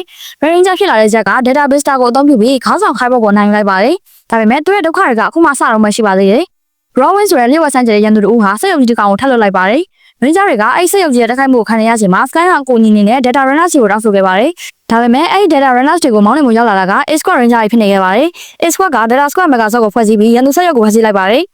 တစ်ခါမှာတော့ Grant ဟာ PKC ကနေ Proton Accelerator ကိုရောက်သွားပြီး Wormhole ကိုဖျက်ကျော်ကရောက်ရှိလာခဲ့ပါတယ်။တမှုကြီးက B Squad ကိုချီးကျူးခဲ့ပေမဲ့သူတို့အနေနဲ့သွားစရာခီးလန်းကအများကြီးကျန်နေရလို့ဆိုပါတယ်။ဂျန်နဲ့ဇက်ကတော့သူတို့ရဲ့အပြည့်အကျွေးတွေကိုပစ်ဆက်တဲ့အနေနဲ့ဌာနတစ်ခုရဲ့ဗရင်းမောက်တွေကိုစစ်ကြောသက်ဆင်ပေးခဲ့ရပါတယ်။ဒါပေမဲ့သူတို့မသိလိုက်တာကတော့ Browin ဟာသူတို့ကိုအဝေးကနေစောင့်ကြည့်နေခဲ့ပြီးသူတို့ရဲ့ဒုက္ခအစစ်မှန်ဟာအခုမှစတင်တော့မှာဖြစ်ပါတယ်။ B Squad ဟာဂျိုသားကားသခိုးတွေကိုဖမ်းဆီးဖို့စောင့်ကြည့်နေခဲ့ပါတယ်။ဂျန်နဲ့ Sky တို့ဟာဂျက်က B Squad ရဲ့ခေါင်းဆောင်ဖြစ်ကြောင်းသိရှိသွားတဲ့အခါစကားများခဲ့ကြပါတယ်။ Emperor Grant ဟာ A-Square ကိုထောင်ချဆင်ဖန်စီဖို့သူ့တပ်တွေကို Hellas Nebula စီလွှတ်လိုက်ပါတယ် A-Square ကလည်းထောင်ချတဲ့ဝရဏမမတ်ဝင်သွားခဲ့ပါတယ်ဂျက်ကသူ့ရဲ့ခေါင်းဆောင်ရာတို့အစ်ကိုအလွဲသုံးစားလုပ်ပြီးကာနော့စာရီဖိုင်ရင်နိုင်ယူနေခဲ့ပါတယ်ကွန်မန်ဒါကတော့ဒါကိုမကြခင်မှာလည်းရှိသွားခဲ့ပါတယ် Grant ကသူ့ရဲ့တပ်ကိုတိုးချဲ့ဖို့ Browin ရဲ့အကူအညီကိုရယူခဲ့ပါတယ်ဒီချာရင်းဂျာတွေကခက်ခဲတဲ့လေ့ကျင့်ရေးလုပ်နေချိန်မှာဂျက်ကတော့သူ့ရဲ့အားလက်ချင်ကို pressure ကိုဆုံးနေခဲ့ပါတယ်မော်ရာကမော့စတာကောင်မော့ဆယ်ပြီးသူ့ရဲ့ဆန်းအားနဲ့အသက်သွင်းက Prices ဆိုတဲ့ monster ကိုကမ္ဘာမျိုးတက်ခတ်ပြီးလိုက်ပါတယ်။တခြား Ranger တွေကဂျက်ဟာခေါင်းဆောင်ပြဖို့အရေးချင်းမရှိဘူးလို့ဝန်ခံလိုက်တဲ့အခါခါကဂျက်ရဲ့ Ranger အစ်ကိုပြန်ရုပ်သိမ်းလိုက်ပါတယ်။ Prices က Browin ပြလိုက်တဲ့စီရုပ်ကြီးနဲ့မျိုးတက်ခိုက်ပါတော့တယ်။ Ranger တွေကို Zod State ပေးအပြီး Data Runner တွေကိုခေါ်ယူနိုင်ပေးခဲ့ပါတယ်။ဂျက်ကသူ့ရဲ့ဖွဲ့သားရဲ့ရင်းနှီးနေတာကိုကြည့်နေနောက်ဆုံးမှာတော့ခါကိုသူ့ကိုနောက်တစ်ချိန်ခွင့်ပေးဖို့ပြောခဲ့ပါတယ်။ Data Runner 1အသက်ဖြစ်သွားပြီး Ranger တွေဟာနောက်ဆုံးမှာတော့အတူတူကပူးပေါင်းဆောင်နိုင်ခဲ့က Data Runner တွေကိုပေါင်းစပ်နိုင်ခဲ့ပါတယ်။ Data Squad မှာကစားကိုဖွဲ့စည်းပြီးပြစ်မှတ်ကိုဖျက်ဆီးနိုင်ခဲ့ပါတယ်။ Jack က Prices ကိုသူ့ရဲ့ပြစ်မှုတွေအတွက် judgment မှုဖွင့်ပြီးပြစ်ရှိကြောင်းတွေ့ရှိကကပြားပြစ်တောင်းဝင်ဖမ်းဆီးလိုက်ပါတယ်။ Bridge, Sun နဲ့ Sydney တို့ဟာ Jack ကိုသူ့ရဲ့ယာတို့လွဲသုံးစားလုပ်ခဲ့တဲ့အတွက်ခွင့်လွှတ်ခဲ့ကြပါတယ်။ Jack ကသူ့ရဲ့အမားကိုပြန်လည်ပစ်ဆက်တဲ့အနေနဲ့မနက်စောကြီးမှာလေ့ကျင့်မှုကိုတရားပြသွားလေ့ကျင့်ခဲ့ပြီးဒါကို Sky ကတိတ်ဆိတ်သဘောကျစွာနဲ့ကြည့်နေခဲ့ပါတော့တယ်။ Ranger တွေဟာ live ball ကစားပွဲတစ်ခုကစားနေခဲ့ကြပါတယ်။ဒါပေမဲ့ Sky ကတော့ကစားဖို့ချိန်မရှိဘူးလို့ညှင်းဆိုခဲ့ပါတယ်။ Rima ဆိုတဲ့ရာဇဝတ်သားထိန်းချုပ်ထားတဲ့စိတ်ယုံကြည်သူကောင်ကမြို့ကိုထပ်ခိုက်လာခဲ့ပါတယ်။ Jack ကစိတ်ကိုတိုက်ခိုက်ဖို့ပြေးလွှားသွားခဲ့ပြီး Sky ကတော့မကန်ဆော့ဖွဲ့စည်းဖို့ပဲတိုက်တွန်းနေခဲ့ပါတယ်။ခက်က Janet Bridge တို့ကို Petro Cycle တွေပေးလိုက်တဲ့အခါ Sky ကမနာလို့ဖြစ်သွားခဲ့ပါတယ်။ခါက A-Square Star နဲ့ရေးဝကူညီတောင်းတဲ့သတင်းစကားထိုးရရှိခဲ့ပေမဲ့သူတို့ရဲ့ဒီနေရာကိုအတိအကျမရှာနိုင်ခဲ့ပါဘူး။ Grant က Rima ရဲ့စိတ်ကိုအပြန်ပြေဖို့အတွက် Sydney ကိုခိုးယူဖို့ Kybos တွေကိုလွှတ်လိုက်ပါတယ်။ Ranger တွေကသူတို့ကိုတားဆီးဖို့ကြိုးစားခဲ့ကြပါတယ်။ Sydney ကသူ့ရဲ့နျူးလေးဗီဇာဆွမ်းအားကိုအသုံးပြုပြီးစိတ်ရဲဆွမ်းအားကို Kybos တွေကိုတိုက်ခိုက်ဖို့အသုံးပြုခဲ့ပါတယ်။ Jack က Sky ကို Sydney ကိုစောင့်ကြည့်ဖို့ထားခဲ့ပြီးသူနဲ့တခြားသူတွေကခါစီကိုသတင်းပို့ဖို့သွားခဲ့ကြပါတယ်။ Sydney ကလည်း Sydney ကိုကာကွယ်ပေးဖို့ကြံနေခဲ့ပါတယ်။ Mora ကတော့ခိုးယူရရှိထားတဲ့စင်တလုံးကို Rima ရဲ့စိတ်ကိုအားပေးဖို့အသုံးပြုလိုက်ပါတယ်။ Sydney ကိုကူညီလောက်တဲ့အခါ Sky ကတော့အမေကိုမနာခံမဲ့လိုက်တော့ဆုံးဖြတ်ခဲ့ပါတယ်။ Data Runner က Rima ရဲ့စိတ်ကိုဖျက်ဆီးနိုင်ခဲ့ပြီး Sky က Rima ကို judgment မှုလုပ်လိုက်ပြီးအပြစ်ရှိကြောင်းတွေ့ရှိတဲ့အတွက်ဖမ်းဆီးလိုက်ပါတယ်။ Ranger တွေထွက်သွားချိန်မှာတော့ Crime Boss တွေကကျန်တဲ့စိန်အားလုံးကိုခိုးယူသွားနိုင်ခဲ့ပါတယ်။ခါက Sky ရဲ့ကိုအောင်ဆံမှုကြောင့်အဖွဲ့တစ်ဖွဲ့လုံးဘယ်လိုနစ်နာခဲ့ရလဲဆိုတာထောက်ပြခဲ့ပါတယ်။ Sky ကိုညာကိစ္စအဖြစ်နှစ်ပတ်တာဝန်ချခဲ့ပါတယ်။ Jack က Sky နဲ့ပြည်လည်အောင်တူလာပြီးတခြားသူတွေနဲ့အတူလိုက်ဘောကစားဖို့ဖိတ်ခေါ်ခဲ့ရမှာသူကလက်ခံခဲ့ပါတော့တယ်။ Sydney ဟာသူငားတဲ့သမီးတွေကရှိခဲ့တဲ့သူ့ရဲ့အယုတ် penis ကိုလိုက်ရှာနေခဲ့ပါတယ်။ IC ကသူ့အယုတ်ကိုယူသွားပြီးဒရိနဲ့ social လုပ်ထားတာကိုသူမတွေ့ရှိခဲ့ပါတယ်။ Piggy က Renix ဆိုတဲ့ဂျိုသားကိုလူတွေကိုအဆွဲကြည့်တွေဖြစ်တောင်းလိုက်ပြနိုင်တဲ့စစ်တမျိုးရောင်းချခဲ့ပါတယ်။ IC ဟာ database မှာဆက်ပြီးဒုက္ခပေးနေခဲ့ပါတယ်။ Sydney ကလူတွေတက်ဆုံးနေတဲ့အမှုကိုစုံစမ်းဖို့ထွက်သွားတဲ့အခါ IC ကသူ့လောက်ကိုလဲလာတော့တွေ့ပြီးစိတ်နှောက်ယှက်ဖြစ်ခဲ့ပါတယ်။ဒီဘက်မှာတော့ Renix ကသူ့ရဲ့ဓာတုပစ္စည်းကိုအပြစ်မဲ့ပြည်သူတွေပေါ်မှာစတင်သုံးမြင်နေခဲ့ပါတယ်။ Power Ranger တွေရောက်လာပြီးသူ့ရဲ့တိုက်ခိုက်မှုရပ်တန့်မှုကြိုးစားခဲ့ကြပါတယ်။ Sydney ဟာ Renix ရဲ့အစီအစဉ်ကိုချေရခိုင်းမိသွားချိန်မှာ Five Boss တွေရဲ့တိုက်ခိုက်မှုကိုခံရပါတယ်။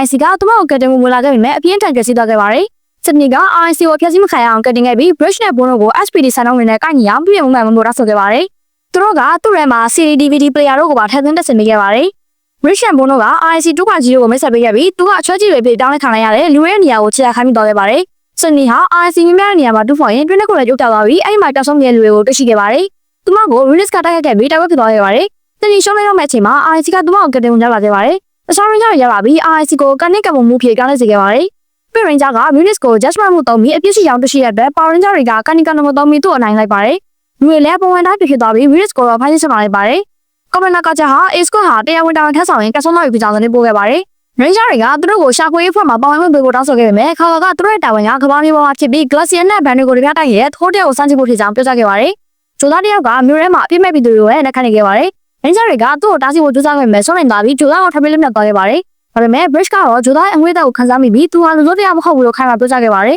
။မှတ်တမ်းတွေအရအဲ့ဒီဂျိုသားဟာတီတာဖြစ်ပြီး Bridge ရဲ့ပြောစကားကိုတခြားဖွဲ့သားတွေကလက်မခံခဲ့ပါဘူး။ဟာကအပြေမှန်ကိုတီးဖို့တီတော့ကိုရင်ဖမ်းရမယ်လို့ပြောနေစမှာပဲနိုင်ငံတကာဘဏ်တစ်ခုမှာဓမြတိုက်မှုဖြစ်ပွားကြောင်းသတင်းရရှိခဲ့ပါတယ်။တီတော့ကတရားခံလို့အားလုံးကယုံကြည်နေခဲ့ပေမဲ့ Bridge ကတော့သူ့ရဲ့ပင်ကိုအသည့်ကိုယုံကြည်ပြီးသူနည်းသူဟန်နဲ့စုံစမ်းစစ်ဆေးဖို့ဆုံးဖြတ်ခဲ့ပါတယ်။ Bridge ဟာသူ့အဖွဲ့သားတွေချော်ပါတဲ့တောက်စားတွေကိုလိုက်ရန်ရှာဖွေရင်မျက်မြင်သက်သေဒိုင်းဆိုတဲ့သူနဲ့တွေ့ကြုံခဲ့ပါတယ်။သူကသူမကိုမေကိုနဲ့ငယ်မေရီနောက်မိမမြန်တလုံးကိုမောက်ဖိုင်းခဲ့ပါတယ်။ Road Wing ကဒိုင်းနီစီကိုရောက်လာပြီး Ranger ကဘာလို့ချင်တာလဲကိုမေးတဲ့အခါဒိုင်းနီကစိတ်ပူစရာမရှိတာပြောကြားခဲ့ပါတယ်။ဌာနချုပ်ကိုပြန်ရောက်တဲ့အခါ Bridge ကမိမမြန်တဲ့ကလေးဟာလူသားတွေလိုပဲအောက်ဆီဂျင်ဖြစ်နေတာကိုတွေ့ရှိခဲ့ပါတယ်။ Road Wing ကတီတော့ကိုတွေ့ရှိပြီးသူ့ကိုအကောင်ကြီးဖြစ်ပြောင်းလဲစေခဲ့ပါတယ်။ Ranger တွေက Data Squad Mega Soul ကိုဖွဲ့စည်းပြီးသူ့ကိုရင်ဆိုင်ခဲ့ပါတယ်။ Jack က Judgment Scanner ကိုတီတော့ကိုသုံးလိုက်တဲ့အခါအပြစ်မရှိဆိုတဲ့အဖြေထွက်လာတဲ့အတွက်အားလုံးကအံ့သြသွားခဲ့ကြပါတယ်။တီတော့ကိုစစ်စစ်မြမြတဲ့အခါမှာတော့သူဟာဗန္ဒမြမဟုတ်ပဲတခက်တမြကိုလိုက်ဖမ်းနေတဲ့စုတော်ဝင်မိုးဆိုးတယောက်လာဖြစ်ကြောင်းသိရှိသွားခဲ့ပါတယ်။အဲ့ဒီအချိန်မှာဒိုင်ယာနဲ့ပေါ်လာပြီးတီတော့ဟာအပြစ်ရှိတယ်လို့ဆက်ဆွဆွဲခဲ့ပါတယ်။ဒါပေမဲ့ Bridge ကသူမဟာတကယ်တရားခံဖြစ်ပြီးတီတော့ကိုအမှုကလုံးနေကြောင်းပြောလိုက်ပါတယ်။ Bridge ကသူ့စကားမှန်ကြောင်းသက်သေပြဖို့ကားတစ်စီးကိုသူမစီကစ်ပလိုက်မလို့ပြောတဲ့အခါ Jack ကဒိုင်ယာကိုကတ်တင်ဖို့ပြေးသွားခဲ့ပေမဲ့သူမကသူ့ရဲ့ပင်ကိုရုံမှန်ကိုထုတ်ပြပြီးကားကိုနှစ်ပိုင်းဖြတ်ပလိုက်ပါတယ်။ Risk ကဒန်နီဟာ hybrid ဆိုတဲ့ Fanovia ဂျိုကအပင်အခြေခံဂျိုသားတစ်ယောက်ဖြစ်ကြောင်းသူမမလိုက်တဲ့ remote မြန်တဲ့ကအောက်ဆီဂျင်နဲ့ရာဇဝတ်မှုဖြစ်ပွားရာနေရာကရေတွေကနေတဆင့်သူသိရှိခဲ့ကြောင်းရှင်းပြခဲ့ပါတယ်။ hybrid ဟာ Green Ranger ရင်စားတဲ့ခဲ့မဲ့အလွယ်တကူရှောင်းနေသွားခဲ့ပြီးတရားစီရင်ကခန်းကြီးချုပ်မှခံလိုက်ရပါတယ်။ Sam ဆိုတဲ့ကလေးတယောက်ကကစားဝတ်နဲ့ကလေးတွေကိုသူနဲ့တူကစားဖို့တောင်းဆိုခဲ့ပေမဲ့ကလေးတွေကသူ့ကိုညှိပယ်ခဲ့ကြပါတယ်။ Sam ကသူ့ရဲ့ဆွမ်းအားကိုသုံးပြီးဘောလုံးကိုတယ်လီပို့လုပ်လိုက်တဲ့အခါကလေးတွေကသူ့ကိုထူးဆန်းတဲ့ကောင်ကိုတတ်မှတ်ခဲ့ကြပါတယ်။ Mora ကစင်နီဆာရှာရုပ်သစ်ကနေတစင်ဆန်ကိုရှိခဲ့ပြီးသူ့တငယ်ချင်းတို့ပြမယ်လို့ခရီးပေးကသူမကိုကူညီနိုင်ခဲ့ပါတယ်။ Mora က Bagasword ဆိုတဲ့ monster ကောင်ဖားလိုက်ပြီးကဘာမျိုးကိုလွှတ်လိုက်ပါတယ်။ Bagasword ကစက်အုပ်ကြီးကောင်ကိုမောင်းနေပြီးမြို့ကိုတက်ခတ်ခဲ့ပါတယ်။အစာအုပ်တစ်ခုပြတ်ဆုံးသွားပြီးအဲ့ဒါဟာဆန်ရဲ့လက်ချက်ဖြစ်နေခဲ့ပါတယ်။ဇက်ကသူ့နောက်ကိုလိုက်သွားပြီးတခြားကလေးလက်ကနေကယ်တင်ခဲ့ပါတယ်။ဆန်ကလည်း Fibers တွေလက်ကနေဇက်ကိုတယ်လီပို့နဲ့ကယ်တင်မိခဲ့ပါတယ်။ Ranger တွေဟာပြတ်ဆုံးသွားတဲ့အစာအုပ်ကိုကမ်းခြေမှာပြန်ပြရှိခဲ့ပြီးအတွင်းထဲကလူနှစ်ယောက်ဟာအယုတ်တွေအဖြစ်ပြောင်းလဲခံရတာကိုတွေ့ရှိခဲ့ပါတယ်။ Data Squad မဂါဇော့က Bagasword နဲ့တက်ခတ်ခဲ့ပေမဲ့ရှောင်းလိုက်သွားခဲ့ပြီး Sam ကစက်အုပ်ကြီးကိုတယ်လီပို့နဲ့ကယ်တင်သွားခဲ့ပါတယ်။ဇက်က Sam ကိုတငယ်ချင်းဖြစ်ဖို့ကြိုးစားခဲ့ပေမဲ့ Sam ကသူ့လိုတငယ်ချင်းမရှိတဲ့သူတယောက်ရဲ့ခံစားချက်ကိုနားလည်မှာမဟုတ်ဘူးလို့ပြောပြီးညှို့ဆိုခဲ့ပါတယ်။ ဇက်ရဲ့အကူအညီနဲ့ဇက်က Sam ကိုထပ်မံချိကပ်ဖို့ကြိုးစားခဲ့ပါတယ်။ Bagasword က Mora ရဲ့လက်ဆောင်ဖြစ်တဲ့ Orange Hat Crybot တစ်ကောင်နဲ့အတူပေါ်လာခဲ့ပါတယ်။ Orange Hat ကအလွန်ဆန်းခတ်တဲ့အတွက်ဂျက်နဲ့ဆက်တို့ဆုတ်ခွာခဲ့ရပါတယ်။ Mora က Sam ကိုဇက်ကိုရုပ်ဖြစ်တောင်းလိုက်ပြီးရင်သူ့ရဲ့အကောင်းဆုံးတငယ်ချင်းဖြစ်လာမယ်လို့ခရီးပေးပြီးဇက်ကိုရုပ်ဖြစ်တောင်းလိုက်လိုက်ပါတယ်။ Sam ကထိတဲ့ကြားနဲ့ထပ်ပြေးသွားခဲ့ပါတယ်။ဒါပေမဲ့သူပြင်းနေနဲ့ဇက်နဲ့ကန်တွေ့တဲ့အခါမှာတော့အယုတ်ဖြစ်သွားတာဟာဇက်ရဲ့ပုံမူပွားလာဖြစ်ကြောင်းသိရှိသွားခဲ့ပါတယ်။ Sam က Bagasword ရဲ့လက်နက်ကိုတယ်လီပို့နဲ့ရယူပြီးခက်ဆစ်လိုက်ပါတယ်။ Orange တွေအားလုံးပူးပေါင်းပြီးကန်နီကန်နဲ့ Orange Hat Crybot ကိုအနိုင်ဖမ်းဆီးလိုက်ပါတယ်။ Data Squad မဂါဇော့က Bagasword နဲ့သူ့ရဲ့စက်ရုပ်ကြီးကိုရင်စားတက်ခိုက်ပြီးအနိုင်ယူကဖမ်းဆီးချက်မှလိုက်ပါတယ်။လူတွေအားလုံးပုံမှန်တိုင်းနေဖြစ်သွားပြီး Ranger တွေက Sam ကို SPD ကယ်တင်မှာတူတူခဲ့ကြပါတယ်။ Commander ကမရှိခိုင်းမှာ Jack က SPD ကိုတာဝန်ထားခဲ့ပါတယ်။သူတာဝန်ယူနေချိန်မှာဘာမှဖြစ်ဘူးလို့ပြောနေချိန်မှာပဲဂျိုသားရင်တကြီးပဲချကြောင်းသတင်းရရှိခဲ့ပါတယ်။ Sky ကရင်မောင်းသူဟာကြောက်ဆုံးနေတဲ့သူ့ရဲ့အဖေက Drew ဖြစ်နေတာကိုတွေ့ရှိခဲ့ပါတယ်။ Jack Sky နဲ့ Drew တို့တနက်ပြည့်လေ့ကျင့်ကြရမှာ Drew ကပြစ်မှတ်အားလုံးကိုချီတထောင်နဲ့ထိမှန်ပြစ်နိုင်ခဲ့ပါတယ်။ Jack က Drew ကိုတန်တရားဝင်နေခဲ့ပြီးသူပြတ်ဆုံးနေခဲ့တဲ့အကြောင်းကိုမြင်မြန်ခဲ့ပေမဲ့ Drew ကမမှတ်မိဘူးသာဖြစ်နေခဲ့ပါတယ်။ Sky ကသူ့တငယ်ချင်းကိုကာဝယ်ပြောဆိုခဲ့ပေမဲ့နောက်ပိုင်းမှာတော့ Drew ရဲ့ဇလန်ထဲမှာအပေါက်ဟာတွေရှိနေတာကိုသူကိုယ်တိုင်တွေ့ရှိခဲ့ပါတယ်။ Drew ကသူ့ရဲ့ပုံစံအမှန် Gigantic Speed ပြောင်းလဲပြီးသူ့ရဲ့အချမ်းကြီးကိုအောင်တဲ့ဘိုးပြင်ဆင်နေခဲ့ပါတယ်။ Commander က database ကိုပြန်လာပြီးလုံခြုံရေးချမှတ်မှုကြောင့်မြင်မြန်ခဲ့ပါတယ်။ Sky ကသူ့မှာတာဝန်ရှိကြောင်းဝန်ခံခဲ့ပါတယ်။အဲ့ဒီချိန်မှာပဲခါဟာကြီးကျော်သူရဲ့ပြစ်ခတ်မှုကိုခံလိုက်ရပါတယ်။ Sky ကသူ့နောက်ကိုလိုက်သွားပြီး Gigantic နဲ့ရင်ဆိုင်တက်ခတ်ခဲ့ပါတယ်။ Drew ကသူ့ရဲ့ပုံစံအမှန်ကိုထုတ်ပြပြီးငွေနဲ့အာဏာသာအရေးကြီးဆုံးတွေ့ကြောင်းပြောကြားခဲ့ပါတယ်။ Drew က Sky ရဲ့ညာဘက်လက်ကောက်ဝက်ကိုဒဏ်ရာရစေပြီးသူတို့ရဲ့တငယ်ချင်းတန်ရောစင်ကွင်းလေးကိုပါကျင်းဝသွားစေခဲ့ပါတယ်။ Sky နဲ့ Drew တို့ရင်ဆိုင်တက်ခတ်ကြပြီး Blue Ranger ကသူ့ရဲ့ Data Max Striker နဲ့အနိုင်ရခဲ့ပါတယ်။ Gigantic အကောင်ကြီးလာတဲ့အခါ Ranger တွေက Data Squad မဂါဇော့ကိုဖွဲ့စည်းပြီးသူ့ကိုအနိုင်ယူတာဖမ်းဆီးလိုက်ပါတယ်။ Sinuko ဆိုတဲ့ရာဇဝတ်သားတစ်ယောက်ကထောင်ကနေလွတ်မြောက်လာခဲ့ပါတယ်။ Sydney ကတော့နောက်နေ့မှာကြာရမယ်သူ့ပွဲနေ့အတွက်ဆက်လက်ရှာနေခဲ့ပါတယ်။ Jack က Sydney ကိုသူမရဲ့စောင့်ကြည့်လေ့ကျင့်မှုတွေကြောင့်စောင့်ကြည့်ရေးတောင်းဝင်တစ်ခုပါသူနဲ့အတူလှုပ်ဆောင်မှုရှိခဲ့ပါတယ်။သူမကတော့မပြောမရှင်ဖြစ်နေခဲ့ပါတယ်။ Jack ကသူတို့ကိုကာဝယ်ပေးနေရတဲ့သိပ္ပံပညာရှင်ဒေါက်တာ Rex ကိုစောင့်ကြည့်ရင်သူမရဲ့အလှကိုချီးကျူးခဲ့ပါတယ်။ခက်မှာတော့တခြား Ranger တွေက Sinuko ရဲ့ရင်ဆိုင်တက်ခိုက်ခဲ့ပေမဲ့သူကလွတ်မြောက်သွားခဲ့ပါတယ်။ Jack ကဒေါက်တာ Rex ရဲ့လက်ဆွဲအိတ်ကိုခိုးသွားတဲ့သဖိုးတရားနောက်ကိုလိုက်သွားခဲ့ပြီးအဲ့ဒီသဖိုးဟာ Private ရောက်ဖြစ်နေတာကိုသိရှိခဲ့ပါတယ်။ Sydney ကတော့ဒေါက်တာ Rex က Jack ကိုဝှက်ဖက်ပြီးကျေးဇူးတင်တာကိုမြင်ပြီးမနာဖြစ်သွားခဲ့ပါတယ်။ Jack ပြန်လာတဲ့အခါ Sydney ကစိတ်ဆိုးနေပြီး Jack ကဒေါက်တာ Rex နဲ့နှိစက်ဖို့အတွက်အချိန်တွေကိုတောင်းချရတယ်လို့ဆွဆွဲခဲ့ပါတယ်။ Jack ကဒါကိုညှင်းဆိုပြီးသူနဲ့ဒေါက်တာ Rex တို့ဟာမွေးနေ့တွေအကြောင်းဆွေးနွေးနေကြတာဖြစ်ကြောင်းရှင်းပြခဲ့ပါတယ်။သူကြီးပြင်းလာတဲ့နေရာမှာမွေးနေ့ပွဲကျင်းပဖို့အဆန်သိမ်းမရှိတဲ့အတွက်ဘယ်သူရဲ့မွေးနေ့ကမှဒီလောက်အရေးကြီးနိုင်တယ်ဆိုတာကိုသူနားမလည်ခဲ့ကြောင်းပြောပြခဲ့ပါတယ်။ Sydney ကအသိရှိသူတို့ခံစားရပြီးသူတို့နှစ်ယောက်ကလည်းသိမြတ်သွားခဲ့ပါတယ်။ Ranger တွေဟာ Sinuko ရဲ့စိတ်ရုပ်တွေကိုရင်ဆိုင်တက်ခိုက်ပြီးအနိုင်ယူကဖမ်းဆီးနိုင်ခဲ့ပါတယ်။ Sydney ပန်းညာထဲမှာလည်းရှောက်နေတော့ SPD ကသူ့တငယ်ချင်းတွေကသူ့အတွက်အံ့အားသင့်စရာမွေးနေ့ပါတီတစ်ခုပြုလုပ်ပေးခဲ့ပါတယ်။ Sydney ကသူမရဲ့မွေးနေ့ကိုဂျက်နဲ့ညှဝေခံစားဖို့ကမ်းလှမ်းခဲ့ပြီးသူကလည်းလက်ခံခဲ့ပါတော့တယ်။ Doggy ဟာသူ့ရဲ့ဂျို Sirius ကို Emperor Crown ရရှိခဲ့တဲ့အကြောင်းအိမ်မက်ဆုံးမခဲ့ပါတ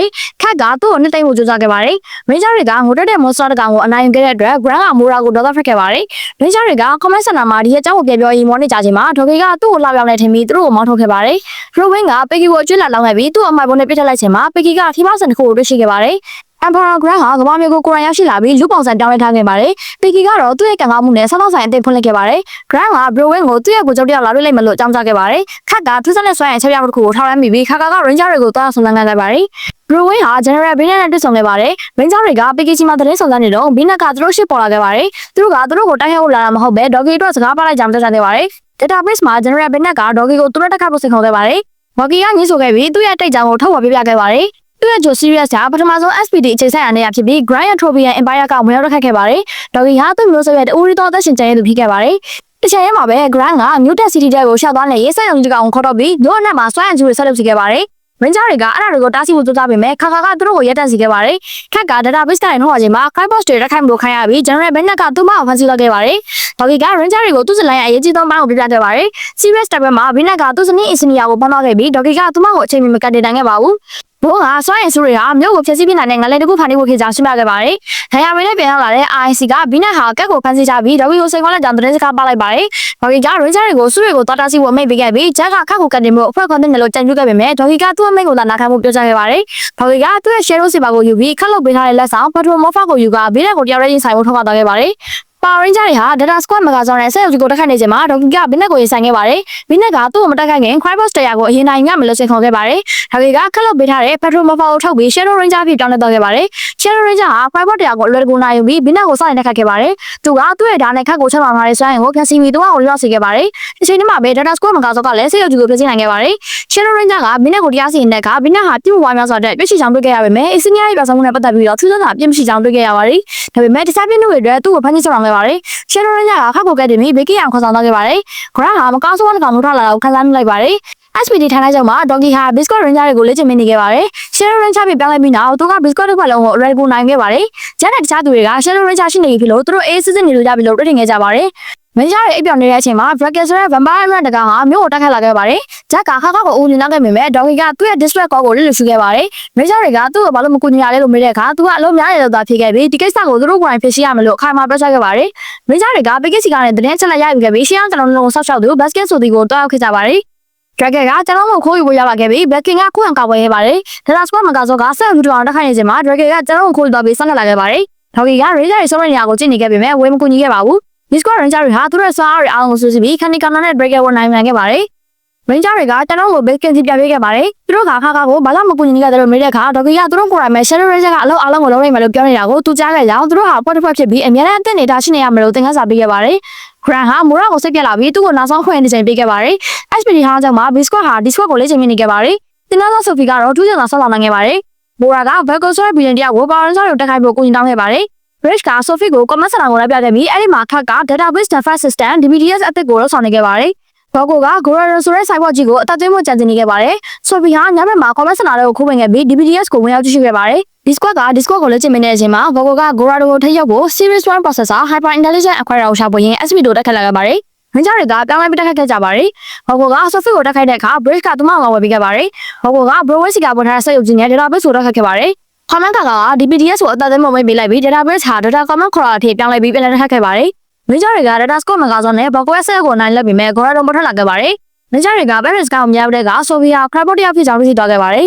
။သူမဟာ DBDS ကိုဟက်ခဲ့သူဖြစ်ပြီးလုံခြုံရေးအန္တရာယ်ရှိသူဖြစ်တဲ့တတ်မှတ်က Academy ကနေထုတ်ပယ်လိုက်ပါတယ်။စစ်တပ်ကြတဲ့ Sophie ဟာ Academy ကနေထုတ်သွားချိန်မှာ Virgo ရဲ့လက်ထက်ကိုကျသွားခဲ့ပါတယ်။ Ranger တွေက Sophie ကိုထုတ်ပယ်လိုက်ကြောင်း Comment ကိုတင်ပို့တဲ့အခါဒေါ်ကီကတော့ထွက်ပြီးသူမကိုချက်ချင်းပဲခေါ်ခိုင်းပါတယ်။ Bridge ဟာ Virgo ရှာဖွေနေတဲ့ Series 1 Processor Hyper Intelligent Acquirer ဟာ Sophie ဖြစ်နိုင်ကြောင်းသဘောပေါက်သွားခဲ့ပါတယ်။သူတို့ဟာ PKC ကနေသတင်းချက်လက်ရယူပြီး Virgo ရှိရာကိုလိုက်သွားခဲ့ကြပါတယ်။ Green Ranger က Virgo ကိုတရားစီရင်ခဲ့ပေမဲ့ Virgo ကတယ်လီပို့နဲ့ထွက်ပြေးသွားခဲ့ပါတယ်။ခက်က Gorado မြို့ထဲမှာပေါ်လာပြီးကြောင်းသတိပေးခဲ့ပါတယ်။ Ranger တွေက Data Squad မဂါဇွန်နဲ့တက်ခတ်ခဲ့ပေမဲ့မနိုင်ခဲ့ပါဘူး။ Sophie ထွက်ပြေးပြောင်းသွားပေမဲ့ Virgo ကသူမကိုမိသွားခဲ့ပါတယ်။သူမကအတန်လိုင်းနဲ့ကိုညီတောင်းတဲ့အခါ Comment ခါရောက်လာခဲ့ပြီး Sophie ကိုကောက်ွယ်က Virgo ကိုဖမ်းဆီးလိုက်ပါတယ်။ Gorado က Data Squad မဂါဇွန်ကိုဖျက်ဆီးနေချိန်မှာခက်က Data Comment Crawler နဲ့ကူညီခဲ့ပါတယ်။ Database မှာ Sophie က DBDS ရဲ့ Phase 2ကိုအသက်သွင်းနိုင်ကြောင်းပြောကြားခဲ့ပါတယ်။ Ranger တွေကသူမကိုယုံကြည်လိုက်တဲ့အခါ Database ဟာ Data Comment မဂါဇွန်ဖြစ်ပြောင်းလဲသွားခဲ့ပါတယ်။ Ranger 6အောင်ပူပေါင်းပြီး Gorado ကိုအနိုင်ဖျက်ဆီးလိုက်ပါတယ်။ Sophie ကိုတော့တခြား Crawler တစ်ခုစီကိုတာဝန်နဲ့ပြောင်းရွှေ့လိုက်ပါတယ်။ Brand ကတော့ Moira ရဲ့ချက်ချုံမှုတွေကိုစိတ်ပြတ်ပြီးသူမကိုရောက်ပြီးသား Morgana အဖြစ်ပြန်လည်ပြောင်းလဲလိုက်ပါတယ်။ Moon ဟာသူ Orange Ranger ဖြစ်နေတယ်လို့အိမ်မက်ခဲ့ပါတယ်။သူမိဘတွေကအလဲလာမှာဖြစ်ပြီးသူကသူမိဘတွေကိုသူဟာ Orange Ranger Squad Commander ဖြစ်တယ်လို့လင်းညာထားခဲ့ပါတယ်။ Morgana က Thomas ဆိုတဲ့ဂျိုသားကိုကိုကြီးတောင်းပြီး Janet Sky တို့ကို Dimension တစ်ခုထဲကိုတယ်လီပို့နဲ့ပို့ဆောင်လိုက်ပါတယ်။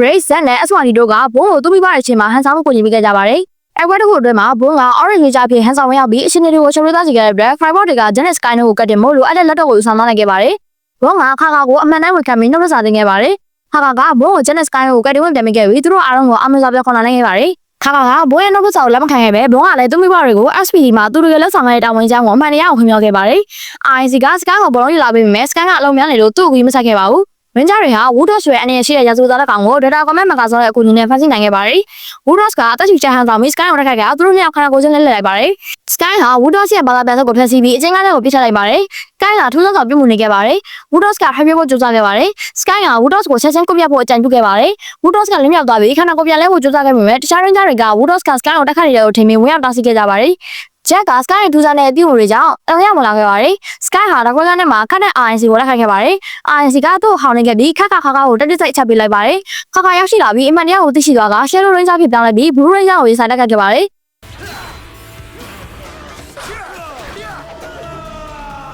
Sky ဟာ Data ကွန်မန့်မကစားကိုခေါ်ယူဖို့ကြိုးစားနေချိန်မှာ Woodos ကသူ့ကိုတားဆီးခဲ့ပါတယ်။ Jack က RNC ကိုဘောလုံးသုံးပစ်ပေးပြီးဘသူက Sky ဆစ်လဲဆိုတာစမ်းသပ်ခဲ့ပါတယ်။ RNC ကဘောလုံးကို Woodos စီယူသွားပေးခဲ့ပါတယ်။အားလုံးပြစ်မှန်ကိုသိရှိသွားပြီးတဲ့နောက်သူတို့ခန္ဓာကိုယ်တွေပြန်လဲလည်က Woodos ကိုအောင်မြင်စွာဖမ်းဆီးနိုင်ခဲ့ပါတယ်။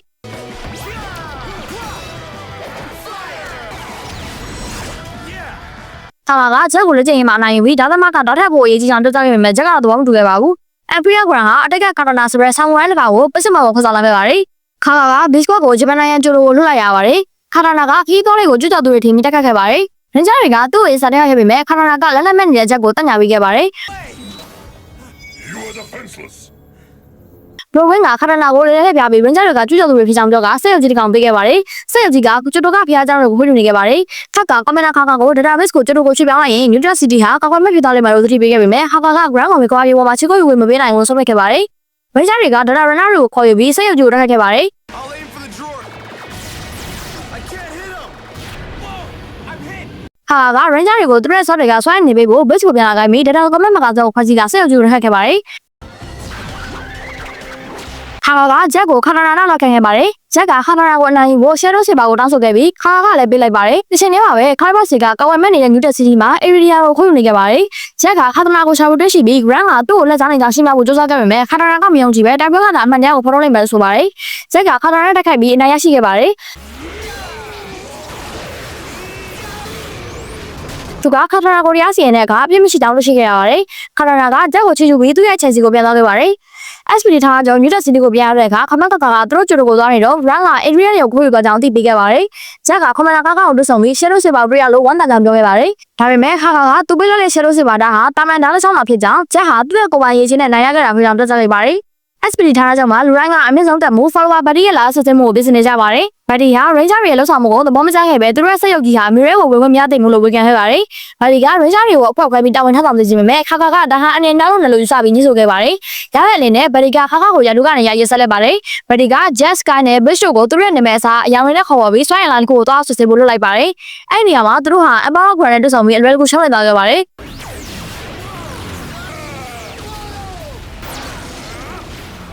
Grand က comment ကအတွက်စင်ဝါစကားတစ်ခုပတ်လိုက်ပါတယ်။ Jack Sky နဲ့ Bridge တို့ကအဲ့သတင်းစကားကို Buddy ကိုမပြောပြခဲ့ပါဘူး။ Buddy က ဇက်နဲ့စစ်တို့ကို Channel ဆိုတဲ့ monster ကောင်တိုက်ခိုက်ဖို့လုပ်လိုက်ပြီးသူကတော့ Grand ကိုတွားရမဆိုင်ခဲ့ပါတယ်။ Buddy ဟာ Grand ရဲ့လက်ချက်နဲ့အပြင်းထန်ရှုံးနေသွားခဲ့ပါတယ်။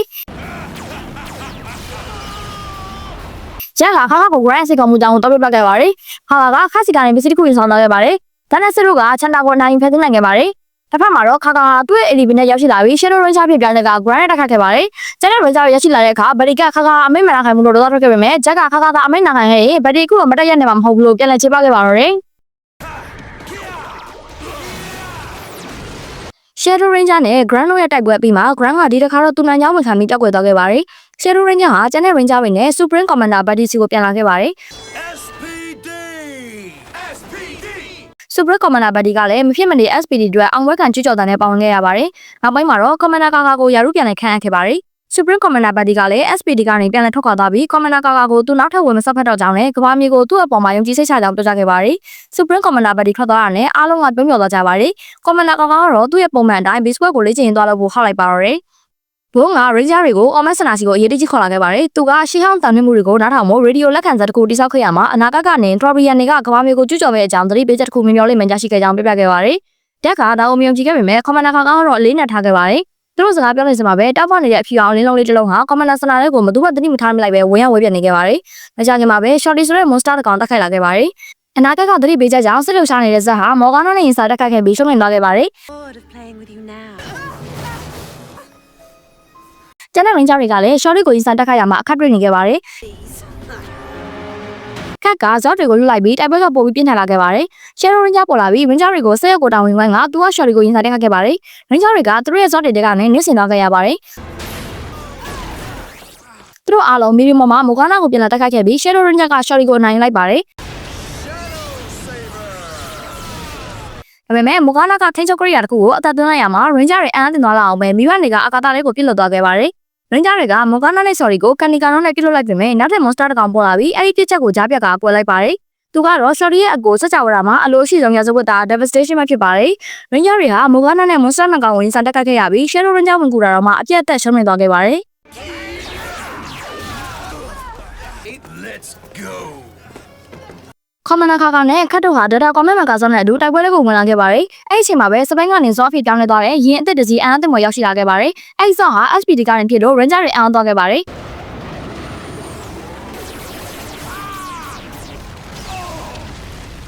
Ranger အသစ်တယောက်လည်း Zon ကနေထွက်ပေါ်လာခဲ့ပါတယ်။ Omega Ranger ဟာ Morgana နဲ့ Devastation တို့ကိုတိုက်ခိုက်ခဲ့ပြီးသူတို့နှစ်ယောက်ဆုတ်ခွာသွားခဲ့ရပါတယ်။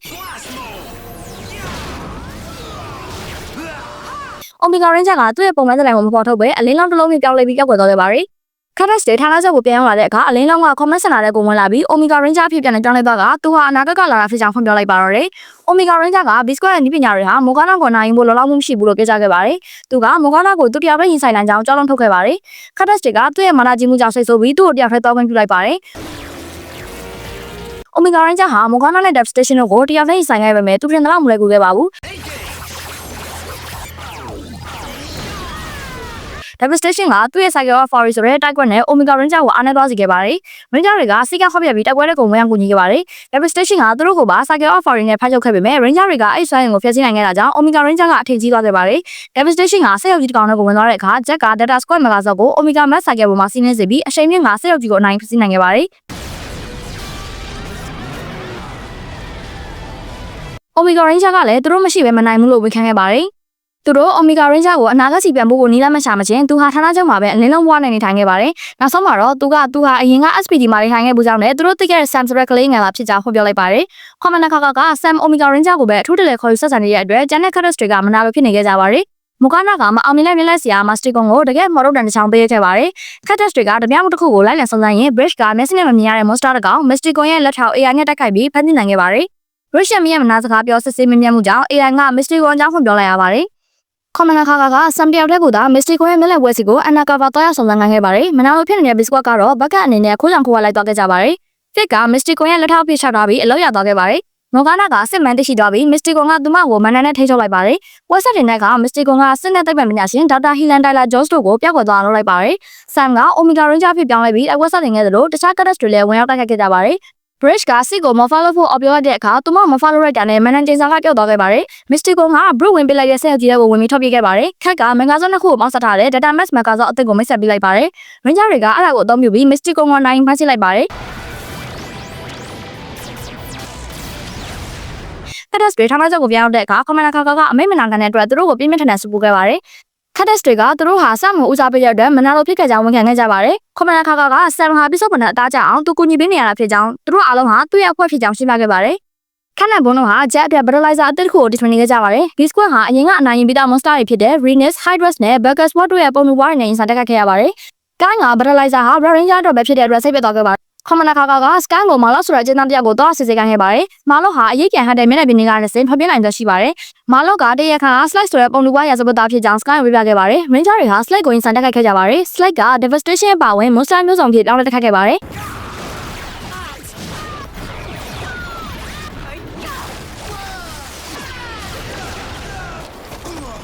Ranger တွေအရေးနိုင်နေချိန်မှာခက်က Battleizer ကို Jet စီပို့ပေးလိုက်ပါတယ်။ Jet က Battleizer ကိုအသုံးပြုပြီး Slide ကိုအနိုင်ယူဖမ်းဆီးနိုင်ခဲ့ပါတယ်။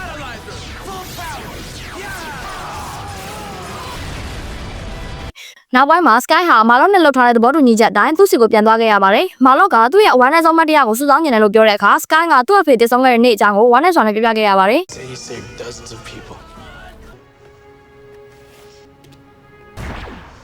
Sky ရဲ့ပါပြင်ပေါ်ကမျက်ရည်တစ်စက်ရဲ့အရေးပြန်ဟမှုကနေတဆင့်မိုင်လော့ဟာထောင်ကနေထွက်ပြေးလွတ်မြောက်သွားခဲ့ပါတယ်။ဘုံဟာ Sky ရဲ့အဖေကိုတတ်ခဲ့တဲ့သူဟာမာလော့ဖြစ်ကြောင်းမတော်တဆဖွင့်ပြောလိုက်မိပါတယ်။ Sky ဟာသူ့ကိုယ်သူမိုင်မဲစွာလှည့်စားခံလိုက်ရတယ်လို့ခံစားလိုက်ရပြီးမိုင်လော့ကမှန်နေတဲ့ကနေသူ့ကိုလှောင်ပြောင်နေခဲ့ပါတယ်။မာလော့ဟာ The Bridge နဲ့စစ်တို့ကိုသူ့ရဲ့မှန်ကဘာတွေကိုပါစစ်ခေါ်ဆောင်သွားခဲ့ပါတယ်။ခက်ကသူတို့ပြဆုံးသွားကြောင်းသတိပေးခဲ့ပါတယ်။ Janet ဆန်တို့ကလည်းမာလော့ရဲ့တိုက်ခိုက်မှုကိုခံခဲ့ရပြီးခါကဝင်ရောက်ကူညီခဲ့ရပါတယ်။ ဂျက်ဟာဆန်ရဲ့စော့ကိုအသုံးပြုပြီးမာလော့ရဲ့ဆက်ရုပ်ကြီးကိုတက်ခတ်ခဲ့ပေမဲ့မာလော့ကမဂါဆော့တစ်ခုလုံးကိုပါအမှန်တည်းကိုဖမ်းခေါ်သွားခဲ့ပါတယ်။ Sam Omega Ranger တယောက်တည်းမာလော့ကိုရင်ဆိုင်တက်ခိုက်ပြီးမာလော့ရဲ့ရင်ဘက်ကအမှန်ကိုရက်ခွက်က Curtis တွေနဲ့မဂါဆော့ကိုကယ်တင်နိုင်ခဲ့ပါတယ်။မာလော့က Sky နဲ့သူ့အဖေအကြောင်းကိုထပ်မံနောက်ပြောင်းတဲ့အခါတခြား Ranger တွေက Sky ဘက်ကနေကောက်ပြောဆိုခဲ့ကြပါတယ်။ဂျက်ကသူ့ရဲ့မော်ဖာကို Sky စီပေးလိုက်ပြီးသူ့အဖေအတွက်တက်ခိုက်ဖို့တက်တွန်းခဲ့ပါတယ်။ SPD, emergency! Sky ဟာ Red Ranger ဖြစ်ပြောင်းလဲသွားပြီး Battleizer ကိုအသုံးပြုကမာလော့ကိုပေးသက်နိုင်လိုက်ပါတယ်။နောက်ပိုင်းမှာတော့မာလော့ကိုအရေးကန်ချဘာမှမရှိရဲ့အမှောင်မှုထောင်ချိုတစ်ခုစီကိုပို့ဆောင်လိုက်ပါတယ်။ဂျက်က Sky ကို Red Ranger ဖြစ်ရတာဘယ်လိုခံစားရလဲလို့မေးတဲ့အခါ Sky ကအရန်ကောင်းပါတယ်ဒါပေမဲ့ Blue Ranger ဖြစ်ရတာကိုပဲကျွန်တော်ပိုသဘောကျပါတယ်။သူရဲ့ကောင်းတွေကအရာမျိုးစုံနဲ့လာတတ်တာပဲလေလို့ပြပြခဲ့ပါတယ်။ B-Squad ဖွဲ့သားတွေဟာအချင်းချင်းမတည့်ပဲအများနဲ့ညှင်းခုန်နေကြကြပါတယ်။ခက်ကတကွဲကန်အတွက်ခွာနန်အချမ်းစားဆိုတဲ့ပစ္စည်းတစ်ခုကအရေးပေါ်လိုအပ်လာတဲ့အတွက်ဇက်ကသူ့ကိုပေးခဲ့ရဲ့ဆိုင်ကိုခေါ်သွားခဲ့ပါတယ်။ Stash နဲ့ Treasure ဆိုတဲ့ဂျိုသားနှစ်ယောက်ကအဲ့ပစ္စည်းထဲမှာ virus ကိုတက်တက်စိတ်ထည့်ပေးလိုက်ပါတယ်။ခက်ကအဲ့ဒါကိုဌာနချုပ်မှာတက်ဆင်လိုက်တဲ့အခါ Stash ကဌာနချုပ်ပဲကိုဝင်ပြီးကတ်ဒီဇိုင်းဆွဲထားတဲ့လက်နက်နည်းပညာအသစ်ဆက်အမာကိုခေါ်ယူသွားခဲ့ပါတယ်။ Ranger တွေကအဲ့အာမာကိုဝတ်ဆင်ထားတဲ့ Stash ကိုအမနိုင်ခဲ့ကြပါဘူး။သူတို့ရဲ့အချင်းချင်းပြစ်တင်ညှင်းခုန်နေကြတာကိုကမလာကစိတ်ကုန်သွားပြီးသူတို့အားလုံးကိုဇန်နာဂျိုဝါကသူ့တငယ်ချင်းစာကတ်ဆေးဘာဘက်စီကိုလက်ချရင်ပို့လိုက်ပါတယ်။သူတို့ဇန်နာဂျိုကိုရောက်တာနဲ့ညင်တက်ကြခဲ့ပါတယ်။စာကတ်ဆေးဘာဘက်ကသူတို့ကိုပြင်းပြထန်ထန်လက်ချမိခဲ့ပါတယ်။သူတို့တွေဟာအဖွဲလိုက်ဘူးပေါင်းဆိုင်မှုမရှိတဲ့အတွက်လက်ချင်ငန်းတွေမှာတိုက်ကြရှုံးခဲ့ကြပါတယ်။တစ်ဖက်မှာတော့ Stan ဟာ Stash and Treasure တို့ရဲ့ပုံခွေရနေရာကိုရှောက်ဖို့တရှိခဲ့ပြီးတက်ခတ်ခဲ့ပေမဲ့စိုးဝါခဲ့ရပါတယ်။ဇန်နာမှာတော့ B-Squad ကလည်းရှောက်လို့ချင်းကလို့ရင်တယောက်တလန်းစီခွဲတက်သွားကြပါမယ်လေ။ခါတဲ့တယောက်ချင်းစီဟာသူ့တငယ်ချင်းတယောက်အကူကြီးတောင်းနေတဲ့အတန်ကိုကြားလိုက်ရပါတယ်။ဒါကစေးပါဘရဲ့စမ်းသပ်မှုတစ်ခုပါသူတို့အားလုံးပြန်လည်ဆွေးနွေးမိသွားပြီးအချင်းချင်းဟာတယောက်ကိုတယောက်လိုအကြောင်းနားလည်သဘောပေါက်သွားကနောက်ဆုံးစမ်းသပ်မှုဖြစ်တဲ့ Crybox အထုတွေကိုအောင်မြင်စွာနိုင်နိုင်ခဲ့ပါတယ်အဲ့ချိန်မှာပဲ Stash and Crusher တို့က Commander Kaka နဲ့ Sam ကိုဖမ်းဆီးလိုက်ကြောင်းခက်ကစားကန်စေးပါဘက်ကိုအကြောင်းကြားခဲ့ပါတယ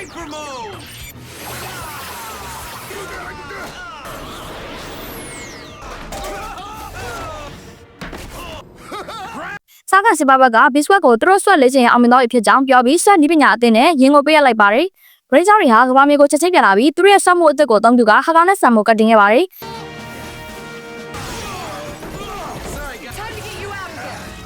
သူတို့ဟာ Stash နဲ့ Treasure ရဲ့အမာရီကိုဖျက်ဆီးပြီးသူတို့ညကိုအောင်မြင်စွာဖမ်းဆီးနိုင်ခဲ့ပါတယ်။နောက်ပိုင်းမှာတော့ Curtis တွေအားလုံးဟာအပန်းမြေကနေမှအချင်းချင်းပြန်လဲတင်မြတ်စွာနဲ့ပျော်ရွှင်နေကြပါတယ်။ Commander Kaka ကသူတို့အောင်ပြန်ထက်သွားတာကိုမြင်ပြီးကျဉ်းနေခဲ့ပါတယ်။ Sky ကတော့ဒါဟာကောင်းတဲ့ချက်ဖြစ်ပေမဲ့တကယ်တိုက်ပွဲကအခုမှစတော့မှရှိသေးတယ်လို့ယုံကြည်ကြောင်းမှတ်ချက်ပေးခဲ့ပါတော့တယ်။ Bridge ဟာအိမ်မက်တစ်ခုမှနေခဲ့ပါတယ်။အဲ့ဒီထဲမှာ Ranger တွေကသူတို့ရဲ့ sword တွေနဲ့ဆက်ရုပ်ကြီး၃ခါကိုတိုက်ခိုက်နေရပါ။ Omega Ranger ကသူတို့ကိုရက်တမော်မိတ်ပေးပေမဲ့ Data Max မှာကစားရှုံးနေသွားခဲ့ပြီးဆက်ရုပ်၃ခါပျောက်ကွယ်သွားခဲ့ပါတယ်။သူမိုးလာတော့ခက်က Curtis တွေကို New York City မှာ Black Goblin ဆိုတဲ့ monster မောင်းနေတဲ့ဆက်ရုပ်တစ်ကောင်ကိုတောက်တိုက်ခိုက်ဖို့ကြောင်းကြားခဲ့ပါတယ်။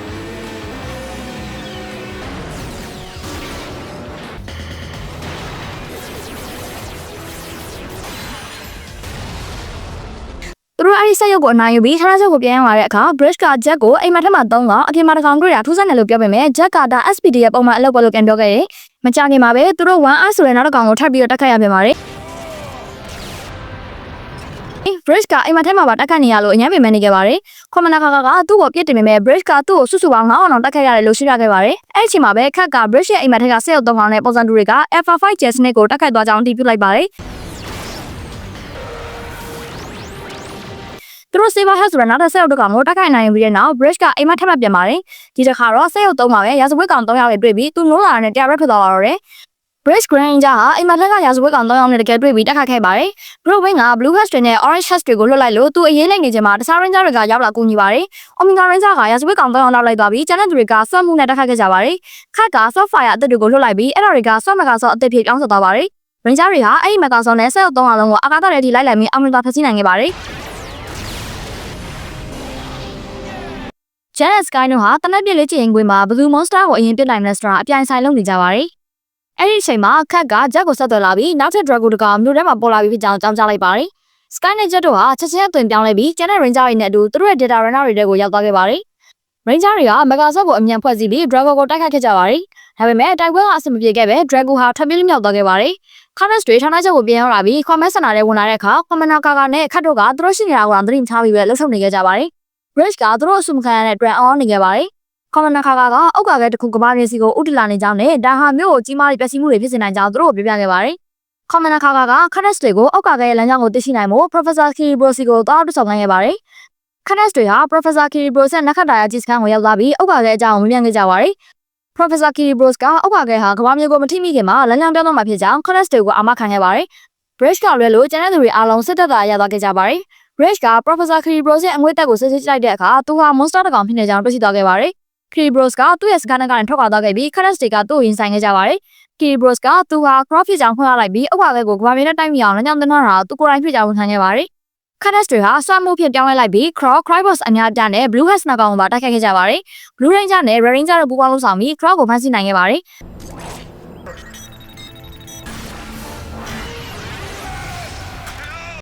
Cadets တွေဟာဥက္ကာကရဲ့အတွက်လိုအပ်တဲ့ကိရိယာနဲ့အတူ Command Center ကိုပြန်ရောက်လာခဲ့ပေမဲ့ခက်ကဥက္ကာကရဲ့လမ်းကြောင်းကိုပြောင်းလဲဖို့နောက်ကျသွားပြီဖြစ်ကြောင်းပြောကြားခဲ့ပါတယ်။ခက်မှာအကြံတစ်ခုရှိခဲ့ပေမဲ့ဒါဟာအနေအများလုံးပါတယ်။ခက်က soft flyer ခန်းလုံးကိုအသုံးပြုပြီးဥက္ကာကရဲ့ဦးတိုင်းကိုရိုက်ပြခတ်နိုင်ကြောင်းဒါပေမဲ့အဲ့ဒီလူဟာအသက်ရှင်ရှင်မဖြစ်ကြောင်းပြောကြားခဲ့ပါတယ်။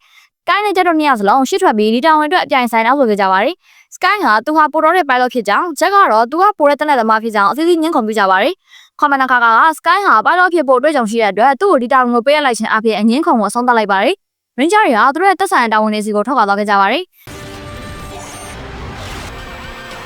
Pink Ranger, Green Ranger နဲ့ Yellow Ranger တို့က Sky အတွက်စိုးရိမ်နေခဲ့ကြပါတယ်။ Jet ကသူတို့စိတ်မပူကိုပြောကြားခဲ့ပြီးသူကိုယ်တိုင်ကတော့ soft flyer ခန်းတော်ပေါ်မှာခိုးချောင်ခိုးရလိုက်ပါသွားခဲ့ပါတယ်။ Blue Ranger ကတော့ Red Ranger ခိုးလိုက်လာတာကိုသိပြီးမကြည်မနှက်ဖြစ်နေခဲ့ပါတယ်။ကမ္ဘာမြေပေါ်မှာတော့ Omega Ranger အပါအဝင်ကျန်တဲ့ Ranger တွေဟာ Megazord တွေကိုဖွဲ့စည်းပြီး Drago ကိုတိုက်ခိုက်နေခဲ့ကြပါတယ်။ Ranger တွေအခက်တွေ့နေတဲ့အတွက် Shadow Ranger က Data Command Megazord နဲ့အတူတိုက်ပွဲတွေကိုဝင်ရောက်ကူညီခဲ့ပါတယ်။အာကာသထဲမှာတော့ Jet နဲ့ Sky တို့ဟာဥက္ကာခဲကိုတွေ့တဲ့အထိဆက်လက်ညှင်းခုန်နေခဲ့ကြပါတယ်။သူတို့ကဥက္ကာခဲကိုဖျက်ဆီးဖို့အစီအစဉ်ဆွဲခဲ့ကြပါတယ်။ Blue Ranger ကပြစ်ခတ်လိုက်ပြီးအစပိုင်းမှာတော့သူတို့အောင်မြင်ပြီလို့ထင်ခဲ့ကြပါတယ်။ဒါပေမဲ့ဥက္ကာခဲမှာအပေါက်တစ်ခုသာဖြစ်သွားပြီးကမ္ဘာမြေစီကိုဆက်လက်ဥတည်နေစေဖြစ်တာကိုသူတို့တွေ့ရှိလိုက်ရပါတယ်။ Jet ကဥက္ကာခဲရဲ့ဦးတိုင်းစီကိုသူကိုယ်တိုင်သွားဖျက်ဆီးဖို့ဆုံးဖြတ်လိုက်ပါတယ်။သူက Sky ရဲ့စောက်အပိုင်းကိုဖြုတ်ချလိုက်ပြီးဥက္ကာခဲရဲ့ဦးတိုင်းစီကိုဥတည်သွားခဲ့ပါတယ်။ကြီးမားတဲ့ပတ်ဝဲမှုကြီးတစ်ခုဖြစ်ပွားခဲ့ပြီး Sky က Jet ကိုလေးစားကြောင်းတိုးလေးရေရွရင်ကမ္ဘာမြေစီကိုပြန်လည်တန်တန်းသွားခဲ့ပါတော့တယ်။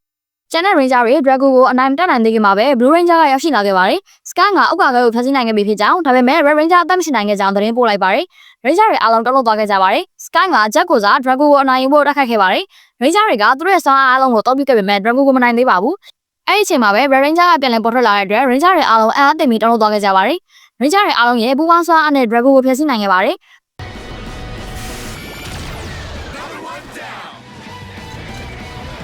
Red Ranger ကသူဟာသူ့ရဲ့ Enforcer ကိုအသုံးပြုပြီးဥပဒေကိုဖျက်ဆီးခဲ့ကအသက်ရှင်လွတ်မြောက်လာခဲ့ကြောင်းကျန်တဲ့အဖွဲ့သားတွေကိုရှင်းပြခဲ့ပါတယ်။နောက်တစ်နေ့မှာတော့ Jet နဲ့ Sky တို့ဟာတနက်ပြည့်လေ့ကျင့်ရေးမှာပဲအရင်လိုပဲအချင်းချင်းပြိုင်ဆိုင်ဖြစ်နေကြပါပြီ။ Brace, Sid နဲ့ Z တို့ကတော့အရာအလုံးပုံမှန်တိုင်းဖြစ်သွားတဲ့အတွက်ကျက်တဲ့ဆောင်နဲ့ကြည့်နေခဲ့ကြပါတယ်။အချိန်တည်းမှာပဲ Grant ကတော့ပျက်စီးသွားတဲ့ဥက္ကာခဲအပိုင်းစားတစ်ခုကိုသူ့ရဲ့ကိုယ်ပိုင်ရည်ရွယ်ချက်အတွက်ပြန်လည်ရယူသွားခဲ့ပြီး Magnificent ရဲ့အချိန်နီးကပ်လာပြီဖြစ်ကြောင်းပြောကြားလိုက်ပါတယ်။တစ်ဖက်မှာတော့ Browin ဟာသူ့ရဲ့ဂျယ်စီပျက်စီးသွားတဲ့အတွက်ဒေါသထွက်နေတော့မှာပဲ။ Orange Hat နဲ့ Blue Hat Crybos တွေရဲ့ထုံကိုတက်ခိုက်မှုကိုခံလိုက်ရပါတယ်။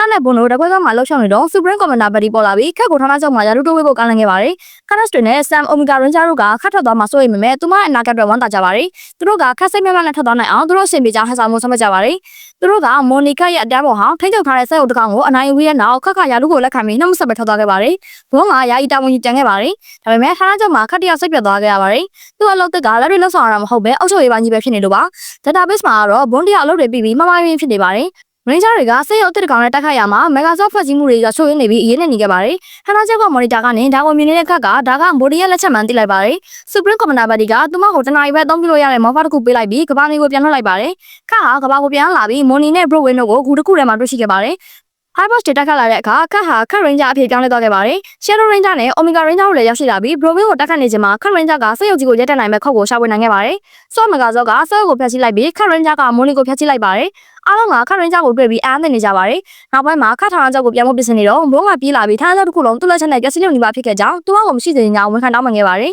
။ခက်ကလည်းသူမဟာအလိုအဆုံးနေရာမှာပဲနေချင်တယ်လို့ဆုံးဖြတ်ပြီး database မှာပဲပြန်နေဖို့သဘောတူလိုက်ကြပါတယ်။ Ranger တွေဟာ software ဆောင်နေနဲ့ box ဆိုတဲ့ကျန်တဲ့ရာဇဝတ်ကောင်ကိုလက်ရှာနေခဲ့ပါတယ်။ Bridge က box ကိုရှာတွေ့ခဲ့ပေမဲ့ box ကသူ့ရဲ့အကူအညီ Hara ကိုချေမှုန်းပြီး Bridge ကိုပါအနိုင်ယူဖန်တီးခေါ်ဆောင်သွားခဲ့ပါတယ်။ Ranger တွေကဌာနချုပ်ကိုပြန်ရောက်ပြီးကိုယ့်ကိုယ်ပြည့်တည်နေခဲ့ကြပါတယ်။ခက်ကလည်း Bridge ကိုချီရခံလို့မရခဲ့ပါဘူး။ခါက Jet ကို Bridge ကိုရှာခိုင်းပြီးကျန်တဲ့သူတွေကို box ကိုရှာခိုင်းလိုက်ပါတယ်။ Sky, Z, Sis နဲ့ Sam တို့ဟာ PKC ကနေ box ဟာ .19 မှာရှိနေကြောင်းသတင်းရခဲ့ပါတယ်။ PK ကတော့ဒီအတန်းကို Grant နဲ့ Browin နှစ်ယောက်စလုံးစီကိုတက်စိတ်တင်ပို့ခဲ့ပါတယ်။ Bridge ကတော့တဖြည်းဖြည်းကျင်းလာတဲ့ခန်းထဲမှာပိတ်မိနေပြီးသူ့ရဲ့ပျက်စီးနေတဲ့မော်ဖာကိုပြင်ဖို့ကြိုးစားနေခဲ့ပါတယ်။.19 မှာတော့တခြား Ranger တွေကဘောနဲ့တိုင်ဖို့ဖြစ်ပွားနေခဲ့ပါတယ်။ Bridge ကသူ့မော်ဖာကိုပြင်နိုင်သွားပြီး Jet ကိုဆက်သွယ်ကသူ့ရထားဘူတာရုံတစ်ခုမှရှိနေနိုင်ကြောင်းတန်လွန်စာပေးခဲ့ပါတယ်။ Zack Red Ranger ဟာ Sword Trap နဲ့ဘူတာရုံကိုအမြန်သွားပြီး Round လိုက်တဲ့ Crybos တွေကိုရှင်းလင်းခဲ့ပါတယ်။ Bridge ကတော့ကျင်းလာတဲ့နေရာတွေကိုအသက်လူတုံးကန်ထားရပါတယ်။တခြား Ranger တွေကဘောက်ကိုဖမ်းဆီးနိုင်ခဲ့ပေမဲ့ Browin ပေါ်လာပြီးဘောက်ကိုစက်ရုံကြီးတစ်ကောင်ပေးလိုက်ပါတယ်။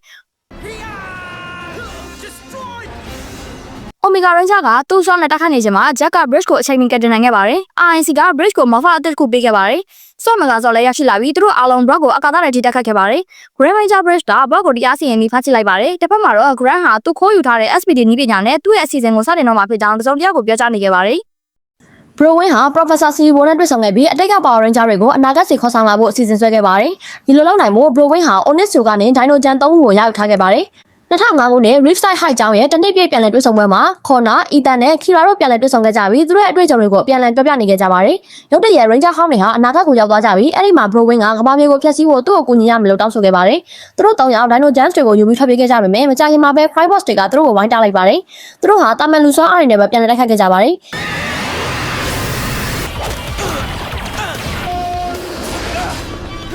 Ethan က Crime Boss တွေဟာစက်အုပ်တွေဖြစ်နေတာကိုအံ့အားသင့်သွားခဲ့ပါတယ်။ Browin ကသူတို့ရှစ်ထက်ရောက်လာပြီးငါ့ကိုကူညီမလားဒါမှမဟုတ်အသေးခံမလားဆိုပြီးထပ်ပြီးချိန်ချောက်ပါတယ်။အဲ့ဒီအချိန်မှာ B Squad က Browin ရဲ့တိုက်ခိုက်မှုကနေဒီတာမန်တွေကိုကာဝယ်ဖို့ရောက်ရှိလာခဲ့ပါတယ်။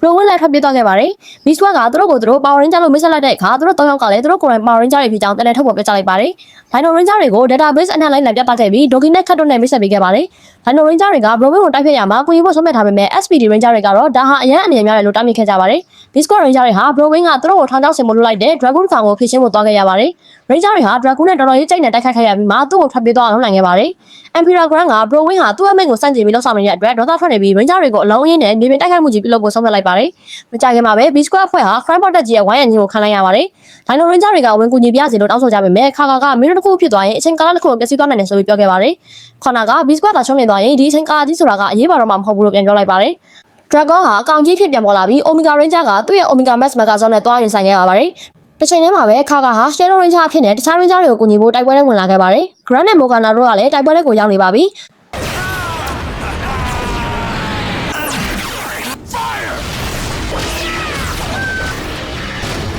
ခါကရဲ့သတိပေးမှုကြားကပဲ Dino Ranger တွေဟာသူ့ရဲ့အနာဂတ်ကရဲဘော်ရဲဘက်တွေကိုကူညီဖို့အတွက်ခက်ပြန်လဲပြင်ဆင်ပေးထားတဲ့သူတို့ရဲ့ Morpher Ranger တို့ရောက်ရှိလာခဲ့ကြပါတယ်။ Power Ranger 9ယောက်စလုံးအတူတူပုံပြောင်းလိုက်ပြီးတိုက်ပွဲဝင်ခဲ့ကြပါတယ်။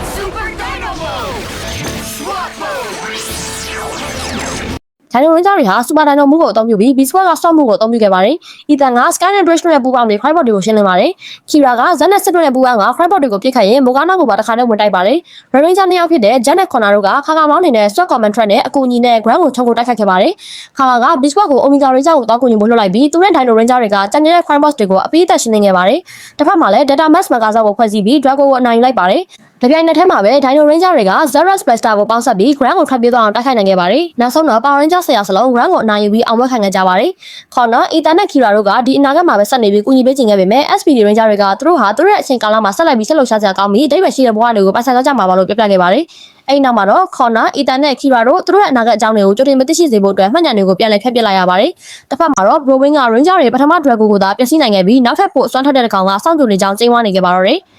Rang ကသူရောင်းချခဲ့တဲ့စစ်သားတွေနဲ့သူ့ကိုပြန်ထားခဲ့ရတာလို့ဒေါသတကြီးကျင်းသွားရင် Browin ဟာသူတို့လက်ကနေထွက်ပြေးလွတ်မြောက်သွားခဲ့ပါတော့တယ်။ Sky မြို့ထဲမှာကင်းလက်နေတော့ခါကိုတဲ့ဂျိုသားတရားရဲ့တက်ခတ်ခြင်းကိုခံလိုက်ရပါတယ်။ Sky Blue Ranger ဟာရှုံးနေသွားပြီးသူ့ရဲ့စိတ်ကိုလူခံလိုက်ရပါတယ်။ Sky ခါလာကျပဲစေကံကိုရောက်ရှိသွားပါတယ်။ခန့်နဲ့ Commander ခါတို့က Sky ရဲ့စိတ်လူခံရတာကိုနားလည်နိုင်ဖြစ်နေခဲ့ပါတယ်။ခါကအကယ်ဒမီမှာစိတ်ဆိုတာဂုံတိတ်ခါရဲ့တင်ငင်တာဖြစ်ပြီးအဲ့ဒါကိုယူသွားတာဟာသတိပေးလိုက်တာပဲဖြစ်တယ်လို့ရှင်းပြခဲ့ပါတယ်။ခါက Sydney Bridge ကိုဓာတ်ကြောက်ကိုပြန်လာဖို့ဆွတ်တက်ခဲ့ပါတယ်။သူတို့ပြန်လာနေတော့မှပဲအဲ့ဒီဂျူသားရဲ့တက်ခတ်ခြင်းကိုခံလိုက်ရပါတယ်။ Sydney နဲ့ Bridge တို့ကလည်းရှုံးနေသွားပြီးသူတို့ရဲ့စိတ်တွေကိုလူခံလိုက်ရပြန်ပါတယ်။ Bridge နဲ့ Sid တို့လည်းစေကံကိုရောက်လာခဲ့ပါတယ်။ခက်ကအဲ့ဒီဂျူသားဟာ ETO ဖြစ်ကြောင်းသတင်းအချက်အလက်ရရှိခဲ့ပါတယ်။ခါက ETO ကိုမှတ်မိသွားပါတယ်။သူဟာကယ်ဒမီတက်တုံးကတမန်ဟောင်းတစ်ယောက်ဖြစ်ပြီးတက်ခတ်ရမှာအမြဲညစ်ပတ်ခါအီရှီနာရဲ့အချက်ကိုရဖို့အတွက်လည်းတမန်တစ်ယောက်ဖြစ်နေခဲ့ပါတယ်။ ETO ဟာကယ်ဒမီကနေထုတ်ပတ်ခံခဲ့ရတာပါ။ Omega Ranger ဟာ ETO ကိုမြှင့်ဆိုင်ဖန်တီးဖို့အတွက်ထောင်ချောက်ပြဟန်ဆောင်ခဲ့ပါတယ်။ ETO ပေါ်လာပြီး Omega Ranger နဲ့တက်ခတ်က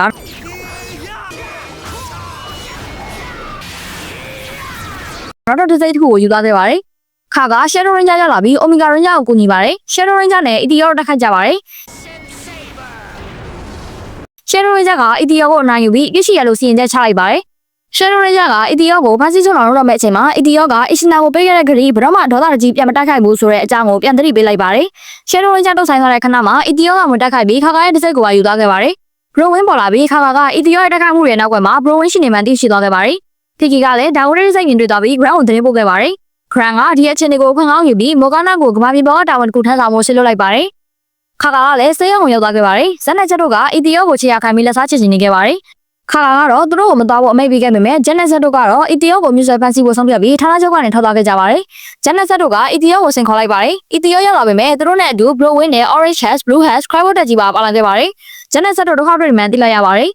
ခါကာကသူတို့ကိုဆက်သွယ်လို့မရတဲ့အခါသူတို့အမိန့်မနာခံမှန်သိလိုက်ရပါတယ်ဒေါက်တာဖီလစ်ကသူ့ကိုဆေးရမှာပဲနေဖို့အမိန့်ပေးခဲ့ပေမဲ့ဒေါက်တာဖီလစ်ထွက်သွားတာနဲ့ခါကာနဲ့ဂျန်နဲ့တရားရနေတဲ့ခတ်တက်တွေအားလုံးဂျန်နဲ့ဆက်ကိုကူညီဖို့စီကန်းကနေထွက်သွားခဲ့ကြပါတယ်ခက်ကဇော့တွေကိုအသိမြင်မိလိုက်ပါတယ်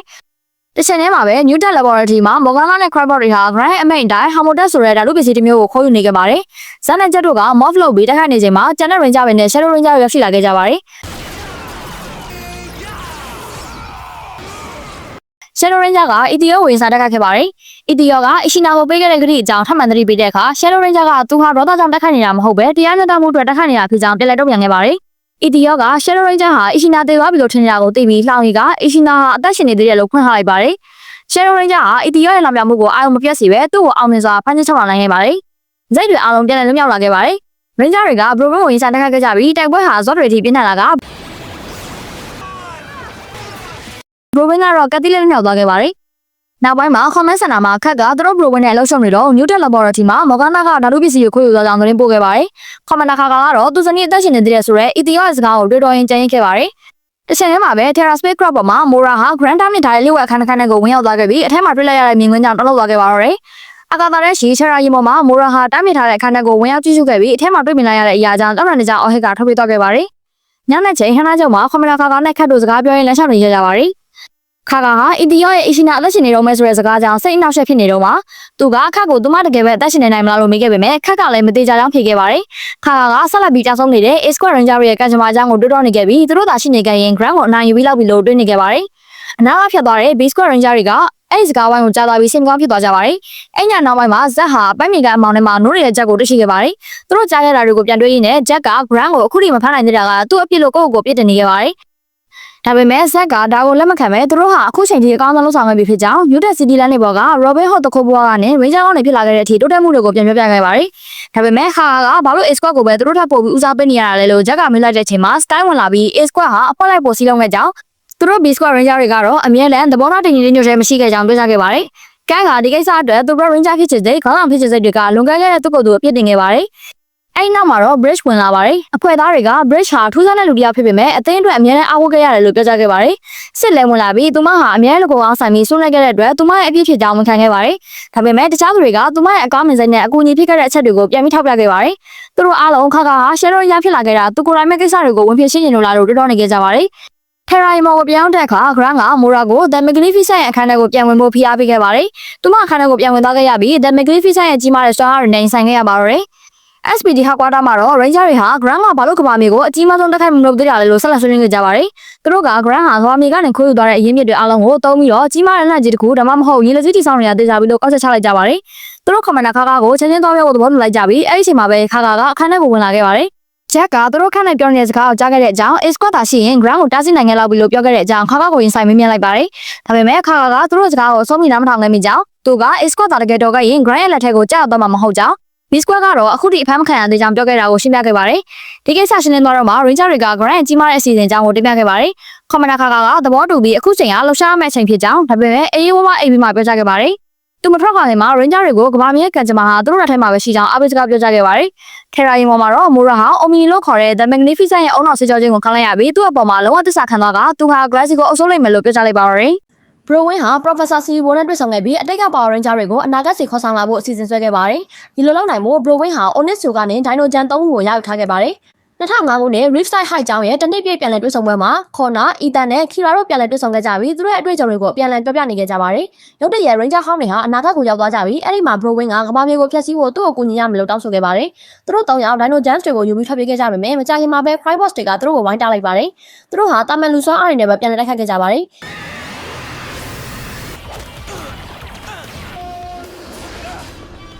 အီတန်က Cryboss တွေဟာစက်အုပ်တွေဖြစ်နေတာကိုအံ့တင်သွားခဲ့ပါတယ်။ Bro Win ကသူတို့ရှစ်ထက်ရောက်လာပြီးငါ့ကိုကူညီမလားဒါမှမဟုတ်အသေးခံမလားဆိုပြီးထပ်ပြီးချိန်ချောက်ပါတယ်။အဲ့ဒီအချိန်မှာ B Squad က Bro Win ရဲ့တိုက်ခိုက်မှုကနေဒီတာမန်တွေကိုကာဝယ်ဖို့ရောက်ရှိလာခဲ့ပါတယ်။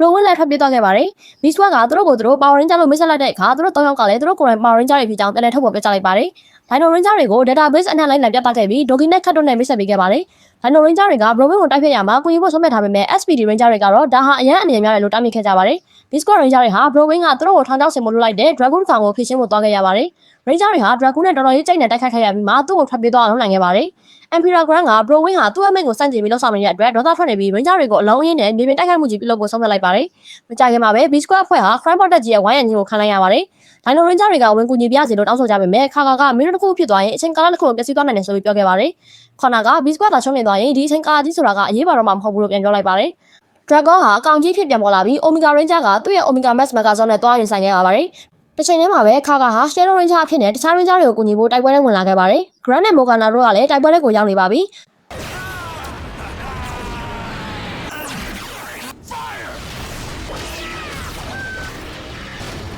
ခါရဲ့သတိပေးမှုကြားကပဲ Dino Ranger တွေဟာသူ့ရဲ့အနာဂတ်ကရဲဘော်ရဲဘက်တွေကိုကူညီဖို့အတွက်အခက်ပြန်လဲပြင်ဆင်ပေးထားတဲ့သူတို့ရဲ့ Morpho Ranger တို့ရောက်ရှိလာခဲ့ကြပါတယ်။ Power Ranger 9ယောက်စလုံးအတူတူပုံပြောင်းလိုက်ပြီးတိုက်ပွဲဝင်ခဲ့ကြပါတယ်။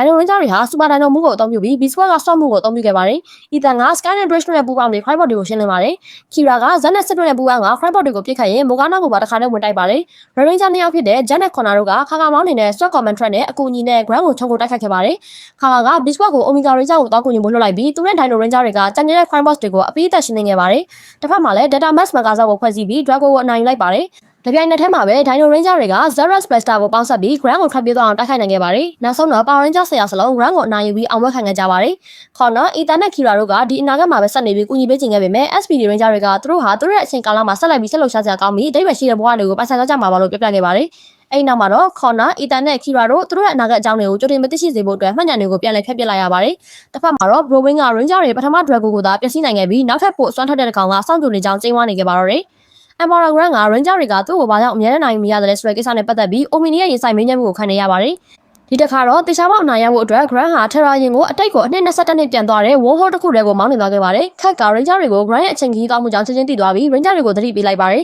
။ဒီအချိန်2004ခုနှစ် Reefside High ကျောင်းမှာတော့ Connor, Ethan, Kira နဲ့ Terran တို့ဟာကျောင်းပေါ်မှာဝဲပြန်နေတဲ့ Terra ရင်ကိုတွေ့ရှိလိုက်ရပါတယ်။ Grant ဟာ SPD ရဲ့နောက်ဆက်မှုမရှိဘဲကမ္ဘာမြေကိုသိမ်းပိုက်ဖို့ကြံစည်နေတာပါ။အနာဂတ်မှာတော့ Commander Kaka က Jet Bridge နဲ့ Zed တို့ကို Wormhole ကနေ Grant နောက်ကိုလိုက်သွားဖို့တာဝန်ပေးလိုက်ပါတယ်။ Dino Ranger တွေဟာ Terra ရင်ကိုရှာဖွေဖို့တောထဲကိုဝင်သွားခဲ့ကြပါတယ်။ဒါပေမဲ့သူတို့ဟာ Terra ရင်အစား Zetrust နဲ့ Trianodromes တွေကိုပဲရင်ဆိုင်တွေ့ရှိခဲ့ရပါတယ်။ Jack, Bridge နဲ့ Zed တို့က Wormhole ကိုဝင်ရောက်သွားခဲ့ကြပါတယ်။ Dino Ranger တွေ Zetrust နဲ့တိုက်ခိုက်နေစမှာပဲ Terra ရင်က Zetrust ကိုရင်ပေါ်ဆွဲတင်သွားခဲ့ပါတယ်။ Grant က Zetrust ကိုနှိပ်စက်ပြီး Power Ranger တွေကိုအနိုင်ယူရမှာကူညီရမယ်လို့မိတ်ပေးလိုက်ပါတယ်။ Zetrust ကလည်းဝမ်းမြောက်စွာကူညီမယ်လို့သဘောတူခဲ့ပါတယ်။ Jack, Zed နဲ့ Bridge တို့ကသူတို့ကိုယ်သူတို့ပြန်လည်မိတ်ဆက်ပြီး Dino Ranger တွေကို Grant ရဲ့အကြံစီတွေအကြောင်းပြောပြခဲ့ပါတယ်။ Wormhole ပိတ်တော့မှာဖြစ်လို့ကျန်တဲ့ SPD Ranger တွေဟာအတိတ်မှာပိတ်မိမသွားခင်သူတို့အဖွဲ့နဲ့ပူးပေါင်းဖို့ပြင်ဆင်နေခဲ့ကြပါတယ်။တစ်ချိန်တည်းမှာပဲ Tommy ဟာ Black Ranger အဖြစ် Zetrust နဲ့တိုက်ခိုက်နေခဲ့ပါတယ်။ Zetrust က Mora ဖန်တီးထားတဲ့ Monster 3 ကောင် Cryobo အဆင့်30လုံးနဲ့ Trianodromes တွေပါဝင်တဲ့တက်ကြီးကိုဦးဆောင်လာတာပါ။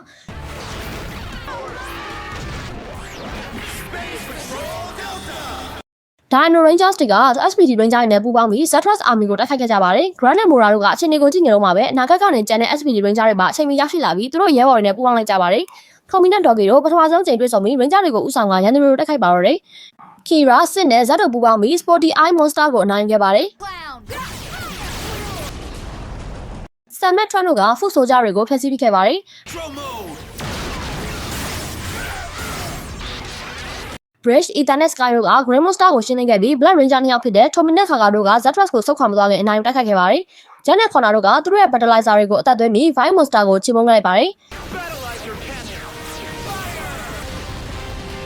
Terra ရင်ပေါ်မှာ Grant ကဒေါသတကြီးနဲ့တိုက်ပွဲထဲဝင်ပြီး Ranger တွေကိုအပြတ်ရှင်းဖို့ဆုံးဖြတ်လိုက်ပါတယ်။ဒါပေမဲ့ Mora က Wormhole ပိတ်တော့မှာဖြစ်ကြောင်းအခုချိန်ပြန်မသွားရင်ဘယ်တော့မှပြန်နိုင်တော့မှာမဟုတ်ကြောင်းသတိပေးခဲ့ပါတယ်။ Grant ကကမ္ဘာမြေကိုအခုချက်ချင်းသိမ်းပိုက်မှုဆုံးဖြတ်လိုက်ပေမဲ့ Mora ကသူတို့ဟာ2004ခုနှစ်မှာရောက်နေတာဖြစ်လို့သူအရင်ကသိမ်းပိုက်ခဲ့ပြီးသားဂျိုးတွေအားလုံးကိုပြန်လည်တိုက်ခိုက်သိမ်းပိုက်ရမှာဖြစ်ကြောင်းထပ်မံသတိပေးလိုက်ပါတယ်။ Grant ကမချင်မနှက်တဲ့သဘောတူပြီးအနာဂတ်ကိုပြန်ဖို့ Terra ရင်ကိုလမ်းကြောင်းပြန်လှည့်လိုက်ပါတယ်။ကမ္ဘာမြေပေါ်မှာတော့ Power Ranger တွေဟာ Zerath Blaster နဲ့ Candy Cannon တို့ကိုပေါင်းစပ်ပြီးကြာရှိနေတဲ့ Foot Soldier တွေကိုအပိသက်ရှင်းလင်းလိုက်ပါတယ်။ SPD Ranger တွေအနာဂတ်ကိုမပြတ်ခင်မှာ Doki ကအချိန်ကာလမပြတ်စည်းစေဖို့အတွက်သူတို့ SPD အဖွဲ့သားတွေရော Dino Ranger တွေရဲ့မှတ်ဉာဏ်တွေကိုပါဖျက်ပစ်လိုက်ပါတယ်။ I think so. Grant က Omni ကိုသူ့ Ranger တွေကို short တက်မိသွားကြောင်းနဲ့နောက်တစ်ခါသူတို့အမှားမျိုးထပ်မဖြစ်စေရဘူးလို့အာမခံခဲ့ပါတယ်။ အဲ့နောက်သူက Omni ရဲ့ကြောက်ရောက်လာဖို့အတွက်အသိပြင်ဆင်ထားပါမယ်လို့သဘောတူလိုက်ပါရယ် Ranger တွေအားလက်ချိန်ရရှိနေတော့ Bridge ကသူ့ရဲ့ Dose Smoke ကိုဝင်ရောက်ဖို့ကြိုးစားနေခဲ့ပါတယ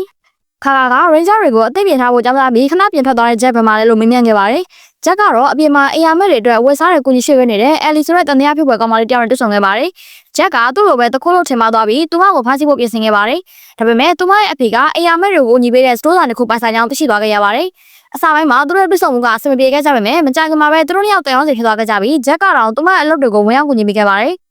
်အော်နောက်စစ်ကြောခံလိုက်ရတဲ့မိုရာကတော့ Omni ကိုပဲလုံးဝသစ္စာခံနေခဲ့ပြီးကဘာရီကိုဖျက်ဆီးဖို့ပဲဆရာထပ်တန်နေခဲ့ပါတယ်။ဒါကြောင့်သူမဟာသူမရဲ့ချစ်လာစွာသောစနေဆချာရုပ်ကိုတောင်လွှတ်ပစ်လိုက်ပါတယ်။ Sun and Sky တို့ကဂျက်ကိုလိုက်ရှာဖို့တာဝန်ကျခဲ့ပြီး Sky က Academy ကနေခဏတာထွက်လာတာကိုသဘောကျတာမှခံခဲ့ပါတယ်။တစ်ချိန်တည်းမှာပဲဒီလက်ဆိုတဲ့ရာဇဝတ်ကောင်တစ်ယောက်ကလူတွေကိုစွန့်ရန်အဖြစ်ဆုပ်တက်ခတ်နေပါတယ်။ Sun and Sky တို့က SPD Emergency လို့ကြွကြော်ပြီး Dallas ကိုတားဆီးဖို့ကြိုးစားခဲ့ကြပါတယ်။ Jack ကသူ့တငယ်ချင်းတဲ့ Ellie ကိုကူညီပေးနေချိန်မှာအရေးပေါ်ခေါ်ဆောင်မှုရောက်လာခဲ့ပါတယ်။ Jack နဲ့တခြားရင်းသားတွေရောက်ရှိလာကြပါပဲ Dallas ကဖမ်းပေးလို့ရောက်သွားခဲ့ပါတယ်။ဒီလက်ဟာ Browin အတွက်လုံးဝနေရဖြစ်ပါတယ်။ဟာကဒီလက်အကြောင်းကို Ranger တွေကိုရှင်းပြပြီး Jack တို့ကထွက်သွားတဲ့အတွက်စိတ်ကြိုနေခဲ့ပါတယ်။ဒီလက်က Ranger တွေကိုတိုက်ခိုက်ဖို့အတွက်လူတွေကိုဆက်လက်ပြီးစွမ်းရည်ဆက်တွေဖြစ်ဆုံးနေချိန်မှာကျန်တဲ့ B Squad Ranger တွေကသူတို့ကိုတားဆီးဖို့ကြိုးစားခဲ့ကြပါတယ်။အဲဒီအချိန်မှာ Jack က Ellie နဲ့အတူကမ်းခြေမှာရောက်ရှိနေခဲ့ပြီးသူ့ရဲ့မော်ဖာကအဝေးမှာရောက်နေခဲ့ပါတယ်။ခါစီကအဆက်တော်ရတဲ့အချိန်မှာတော့ခါကအလွန်တော်ဖက်နေခဲ့ပြီးသူ့ကိုကျန်တဲ့ Ranger တွေကိုတောက်ကူညီဖို့အမိန့်ပေးလိုက်ပါတယ်။ကျန်တဲ့အချိန်မှာရောက်ရှိလာပြီးကျန်တဲ့ Ranger တွေကိုဒီလက်ကိုအနိုင်ယူဖို့ကူညီခဲ့ပါတယ်။ဒီလက်ကသူစုဆောင်းထားတဲ့စွမ်းရည်ကိုသုံးပြီးအကောင်ကြီးလာတဲ့အခါ Ranger တွေက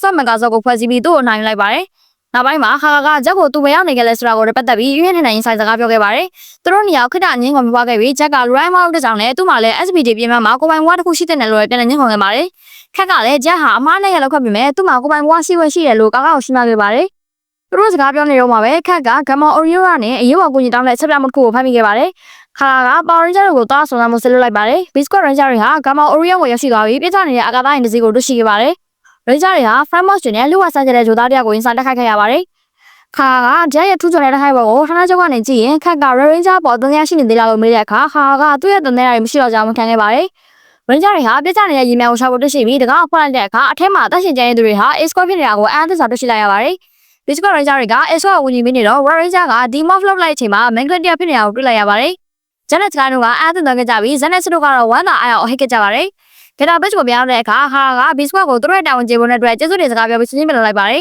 ။ Ranger တွေဟာသူတို့ကိုတနန်းသားတက်တွေကိုဆက်ဆံလိုက်တဲ့အတွက်အလုံးတလုံးပြီးစေကောင်းဖြစ်သွားကြပါတယ်။ Bridge ကတော့ A Squad ကိုစကားဖတ်ကြည့်ပြီးသူတို့ရဲ့ aura တွေကမမှန်ကန်တာကိုတွေ့ရှိပြီးစိုးရိမ်နေခဲ့ပါတယ်။ B Squad ဟာသူတို့တစ်နှစ်ပတ်လုံး SPD အတွက်အများကြီးလှုပ်ဆောင်ခဲ့ပြီးမှ D Squad လူသက်တွေလို့ဆက်ဆံခံရတဲ့အတွက်အလုံးတော်ဖြစ်နေခဲ့ပြီး Jack ကတော့တော့ဖြစ်နေခဲ့ပါတယ်။ကိုင်းက A Squad သာပြောင်းလာရင်သူတို့ယာရုတွေပြန်ဆင်းပေးရမယ်ဆိုတာတီးပြီးသားဖြစ်ကြောင်းပြောခဲ့ပေမဲ့ Zack ကတော့ဒါကိုလက်ခံမလို့ပြန်ပြောခဲ့ပါတယ်။ Bridge က A Squad ပေါ်သူ့ရဲ့တန်တရားတွေအကြောင်းကိုထပ်မံပြောကြားခဲ့ပြီးသူတို့ကိုဂမ်မာအိုရီယိုမှာလွယ်တကူပြန်ပေးခဲ့ရတာကထူးဆန်းတယ်လို့ဆိုပါတယ်။ဒါပေမဲ့ Jack ကတော့ဒါတွေဟာအရေးမကြီးတော့ကြောင်းသူတို့ဟာ B Squad အရန်ဖွဲ့တာဖြစ်ကြောင်းပြောကြားခဲ့ပါတယ်။ခါက A Squad စီတာနဲ့တရင်ချက်လက်တွေယူပြီးချိန်မှာပဲ A Squad ဟာရုပ်ပြ Ranger အသွင်ပြောင်းပြီးသူတို့လက်နက်တွေကိုထုတ်ကသူတို့ရဲ့ရွေချက်အမှန်ကိုဖော်ထုတ်လိုက်ပါတယ်။သူတို့ဟာခါကိုတစားကန်ဖြစ်ဖမ်းဆီးပြီး Emperor Grand နဲ့တွေ့ဆုံဖို့ခေါ်ဆောင်သွားခဲ့ပါတော့တယ်။ A Squad Ranger တွေက SPD ကိုသစ္စာဖောက်ပြီး Emperor Grand ဘက်ကိုဝင်ရောက်သွားခဲ့ပြီးနောက်သူတို့ဟာခါကိုကျင်းသားဖြစ်ဖမ်းဆီးက Grand အိမ်ပေါ်ခေါ်ဆောင်သွားခဲ့ပါတယ်။ Grand ကခါကိုသူ့ရဲ့ကိုယ်ပိုင် Ranger တွေကြီးကနေသစ္စာဖောက်ခံရတာဘလို့ခံစားရလို့မေးခဲ့ပါတယ်။ခါက A Squad ကိုပြင်းပြင်းထန်ရှုတ်ချခဲ့ပြီး Power Ranger အစစ်အမှန်ဟာနှလုံးသားဖြစ်စေရမယ်လို့ပြောကြားခဲ့ကသူတို့ဟာတနက်တက်ခဲ့တဲ့နေ့တွေအတွင်းဘာမှသိရင်မသွားခဲ့ဘူးလို့စိတ်ပြတ်သွားမှတ်ချက်ပေးခဲ့ပါတယ်။ဒါပေမဲ့ Charlie A Squad Red ကတော့ခါရဲ့စကားကိုပယ်ချလိုက်ပြီးသူတို့ဟာအနိုင်ရတဲ့ဘက်ဖြစ်တဲ့ Tobian Empire မှာပဲနေကြတာဖြစ်ကြောင်း Grand ကသူတို့ကိုကမ္ဘာမြေကိုတူတူကအုပ်ချုပ်ခွင့်ပေးမယ်လို့ကြေညာပေးကြောင်းပြောကြားခဲ့ပါတယ်။ခါက B Squad ဟာကမ္ဘာမြေကို Grand ရဲ့ဒေါသကနေကောက်ပေးလိုက်မယ်လို့ပြောခဲ့ပေမဲ့ Charlie နဲ့ A Squad ကသူတို့ကိုမထီမဲ့မြင်ပဲချခဲ့ပါတယ်။ Grand က B Squad ဟာသူ့အတွက်အများနဲ့နှဆက်ဖြစ်ခဲ့တာမို့လို့ shot မတွက်ဖို့ A Squad ကိုသတိပေးခဲ့ပေမဲ့ Charlie ကသူတို့ဟာ SPD ရဲ့အကောင်းဆုံးဖွဲ့တဲ့ရင်ဆိုင်ခဲ့ရသေးဘူးလို့ပြန်လည်ညှင်းခုန်ခဲ့ပါတယ်။ Grand ကလည်းသူတို့ကို B Squad နဲ့တွားရင်ဆိုင်မှုခွင့်ပြုလိုက်ပါတယ်။ကမ္ဘာမြေပေါ်မှာတော့ B Squad ဟာခါကသူတို့ကို A Squad အတွက်ဘေးဖယ်ထားလိုက်တယ်လို့ထင်ပြီးစိတ်ကောင်းဖြစ်နေကြပါတယ်။ Jack က Ellie စီဖုန်းခေါ်ပြီးအဝယ်စားတဲ့လူရမှုကိုညီမဲ့ချင်းစုံမှုကိုဖျက်သိမ်းလိုက်ရပါတယ်။ Ellie ကဒါအောင်မကျင်းတဲ့ပဲ Jack ကိုသူတကယ်ပါလို့ကျင်တယ်လဲဆိုတာဆောင်ရွက်ဖို့လိုပြီလို့ပြောကြားခဲ့ပါတယ်။အခက်ပေးတယ်မိလာပြီးတော့ B Squad လည်း Command Room စီကိုဥတီသွားကြပါတယ်။ခက်က A Squad ဟာ SPD ကိုသစ္စာဖောက်သွားပြီးခါကိုတစားကန်ဖြစ်ဖန်ဆီးသွားကြောင်းအဖွဲ့ကိုပြပြခဲ့ပါတယ်။အဲ့ဒီအချိန်မှာပဲ Charlie ကအဖွဲ့ကိုဆက်သွယ်လာခဲ့ပါတယ်။ Charlie က B Squad Ranger တွေကိုတိုက်ခိုက်ဖို့စင်ခေါ်လိုက်ပြီးတော့ A Squad ဆောင်နေမဲ့နေရာရဲ့ coordinates ကိုပို့ပေးခဲ့ပါတယ်။ဒါဟာထောင်ချမန်းသိကြီးနဲ့ B Squad ဟာ A Squad ကိုတွားပြရှင်ဖို့ဆုံးဖြတ်လိုက်ပါတယ်။မတော်ခင်မှာခက်ကခါဟာသူတို့ကိုသူ့အလုပ်ဘူးသမျှအကောင်းဆုံးအဖွဲ့ဖြစ်သတ်မှတ်ခဲ့ကြောင်း B Squad ကိုပြပြခဲ့ပြီးသူတို့ရဲ့တန်တရားတွေအားလုံးကိုယာယီပြပြထားနိုင်ခဲ့ပါတယ် B squad ဟာ A squad ကိုတွတ်ဆောင်လာနေရမှာရင်ဆိုင်ခဲ့ပြီးအဖွဲ့တစ်ဖွဲ့လုံး Ranger အထိပြောင်းလဲခဲ့ကြပါတယ်။ဒါပေမဲ့ A squad ဟာလက်ကျမှုနဲ့လက်နက်အင်အားတာလုံးမှုကြောင့် B squad ပေါ်အသာစီးရပြီး Ranger တွေကိုတိုက်ခိုက်နိုင်ခဲ့ပါတယ်။ Command Room ကနေဒါကိုမြင်နေရတဲ့ဘုံကခက်ကိုသူတို့ဘာလို့ပေးနိုင်မလဲလို့မေးခဲ့ပါတယ်။ခက်က A squad ဟာသူတို့ရင်ဆိုင်ခဲ့ဘူးများ SPU ဝန်ထမ်းတွေထက်အဆင့်သားပုံမြင်တဲ့အတွက်ဘာမှမလုပ်နိုင်ဘူးလို့ဖြေခဲ့ပါတယ်။ညရတော့တဲ့အခါ Bro Wing က Data Command Base ကိုရောက်ရှိလာပြီး B squad နဲ့ခါကတော့မရှိခိုင်မှာဌာနချုပ်ကိုတင်ပြဖို့တက်စီခဲ့ပါတယ်။သူကတူဝါရီတင်ကားတစ်စီးကိုအသုံးပြုပြီးအပြင်ဘက်ကိုဖောက်ထွင်းဝင်ရောက်က Crybot Staff ဖွဲ့နဲ့ဗိုလ်ချုပ်တွေကိုဌာနချုပ်ကိုတိုက်ခိုက်ဖို့ဆွဲလွှတ်လိုက်ပါတယ်။ဆန်ကခတ်စတိုကိုဥဆောင်ပြီးဝင်ရောက်လာတဲ့တပ်ဖွဲ့ကိုခုခံတိုက်ခိုက်ခဲ့ပြီးခတ်နဲ့ဘိုးတို့ကတော့ဘယ်သူမှမဝင်နိုင်အောင် Command Room ကိုပိတ်ထားခဲ့ပါတယ်။ Bro Wing နဲ့သူ့ဗိုလ်ချုပ်တွေ Command Room စီဦးတည်လာတဲ့အချိန်မှာဆန်နဲ့ခတ်စတိုလည်းအင်အားမမျှပဲရင်းနေသွားခဲ့ရပါတယ်။တစ်ချိန်တည်းမှာပဲ Emperor Grand ဟာ Omni ရဲ့ရှေ့မှာဒူးထောက်ပြီးသူခါကားကိုဆုံးသက်ပြီးသူတို့ရန်ညို့ကိုဆုံးသက်ချင်ပြီးဖြစ်ကြောင်းကြေညာလိုက်ပါတယ်။ဒါပေမဲ့ Omni က Grand ရဲ့ခါကားပေါ်ဆွဲလန်းမှုကိုဂရုမစိုက်ပဲအရေးကြီးတာက Magnificent ကိုအပြည့်တက်ဖို့သာဖြစ်ကြောင်းပြောကြားခဲ့ပါတယ်။ကမ္ဘာမြေပေါ်မှာ A squad ဟာ B squad ကိုအနိုင်ယူပြီးသူတို့ရဲ့တာခမောက်တွေကိုချုပ်ကာပြီးဝင်ထားခဲ့ပါတယ်။ချာလီက B squad ဟာ SPD ရဲ့ B squad တာဖြစ်ကြောင်းသတိပေးရင်သူတို့ကိုအနိုင်ယူဖို့ကြိုးစားခဲ့တဲ့အတွက်လှောင်ပြောင်ခဲ့ပါတယ်။ဂျက်ကဒါဘာလိမ့်ပဲလို့မေးတဲ့အခါ A squad Ranger တွေက B squad ဆိုတာဒုတိယတန်းစားအရန်ရွေးချယ်စရာတသားပဲဖြစ်တယ်လို့ရှင်းပြခဲ့ပါတယ်။ချာလီကသူတို့ဟာသူတို့ရဲ့ဖက်နှက်ကိုတော့တိုက်ပေးဖို့မထိုက်တန်ဘူးလို့လှောင်ပြောင်ခဲ့ပါတယ်။ဒါကိုမခံမရနိုင်ဖြစ်တဲ့ဂျက်နဲ့ B squad တို့ဟာပြန်လည်ထားရပြီးစွမ်းမှုကို activate လုပ်လိုက်ကြပါတယ်။အဲဒီစားနဲ့တိုက်ပွဲကိုပြန်စားတဲ့အခါ B squad ဟာအရင်ကတည်းကပုံကောင်းမှုစွာတိုက်ခိုက်နိုင်ခဲ့ပါတယ်။သူတို့ရဲ့ data enforcer တွေနဲ့တခြားလက်နက်တွေကိုအသုံးပြုပြီး B squad ဟာ A squad ကိုတရားပြနိုင်ခဲ့ပါတယ်။ B squad Ranger တွေကိုရှုံးနိမ့်ဖို့ညှဉ်းဆန်တဲ့ချာလီဟာ Megazord တစ်စီးကိုခေါ်ယူလိုက်ပါတယ်။ဂျက်ကခက်စီကို data runner တွေတောင်းဆိုလိုက်ပေမဲ့ Command Room ဟာ Bro Wing နဲ့ဗိုလ်ချုပ်တွေရဲ့လက်ထဲကိုကျသွားခဲ့ပါပြီ။ခက်က data runner တွေစီကိုအမြန်နှုတ်တင်ပေးလိုက်ပြီးဆန်ကသူ့ရဲ့ Omega Max ဆိုင်ကိုယူချိန်မှာတော့ Bro Wing ဝင်လာပြီးခက်နဲ့ဘုံတို့ကိုဖမ်းဆီးလိုက်ပါတယ်။ Data Squad Megazord နဲ့ Omega Max Megazord တို့ဟာ A squad ရဲ့ Megazord ကိုဆိုင်ခဲ့ပေမဲ့သူ့ရဲ့ကြီးမားတဲ့စွမ်းအားကိုမရှင်နိုင်ခဲ့ပါဘူး။ Bro Wing က Command Room ကိုထိန်းချုပ်လိုက်ပြီး base ကို Data Command Crawler အဖြစ်ပြောင်းလဲက Ranger တွေကိုပြစ်ခတ်တိုက်ခိုက်ခဲ့ပါတယ်။အဲဒီနောက် Bro Wing က Data Command Megazord ကို activate လုပ်လိုက်ပြီး New Tech City ကနေစတင်ကကမ္ဘာမြေကိုဖျက်ဆီးဖို့ကြံစည်ခဲ့ပါတယ်။ Brand ရီမော်မှာဟာကကမ္ဘာမြေကိုသိမ်းပိုက်ဖို့ Roma အမီမှာမဟုတ်ဘူးလို့ပြောကြားခဲ့ပါတယ်။ Brand ကဟာလွန်ခဲ့တဲ့နှစ်တွေကသူတို့ရဲ့အဖို့တန်တဲ့အရာတစ်ခုဖြစ်တဲ့သူ့ဦးချိုကိုယူသားခဲ့တဲ့အတွက်သူလည်းခါရဲ့အဖို့တန်တဲ့အရာကိုပြန်ယူခဲ့တယ်လို့ပြောကြားခဲ့ပါတယ်။သူက Orange Hearted Crybot နှကောင်ကိုအင်ရှင်နာကိုခေါ်လာခဲ့ပြီးသူမဟာတတ်ရှင်လျက်ရှိသေးကြောင်းနဲ့ Grand ရဲ့အကျဉ်းသားအဖြစ်ဒီတစ်ချိန်တစ်ခြားလုံးရှိနေကြဖြစ်ကြောင်းဟာကိုထုတ်ပြလိုက်ပါတယ်။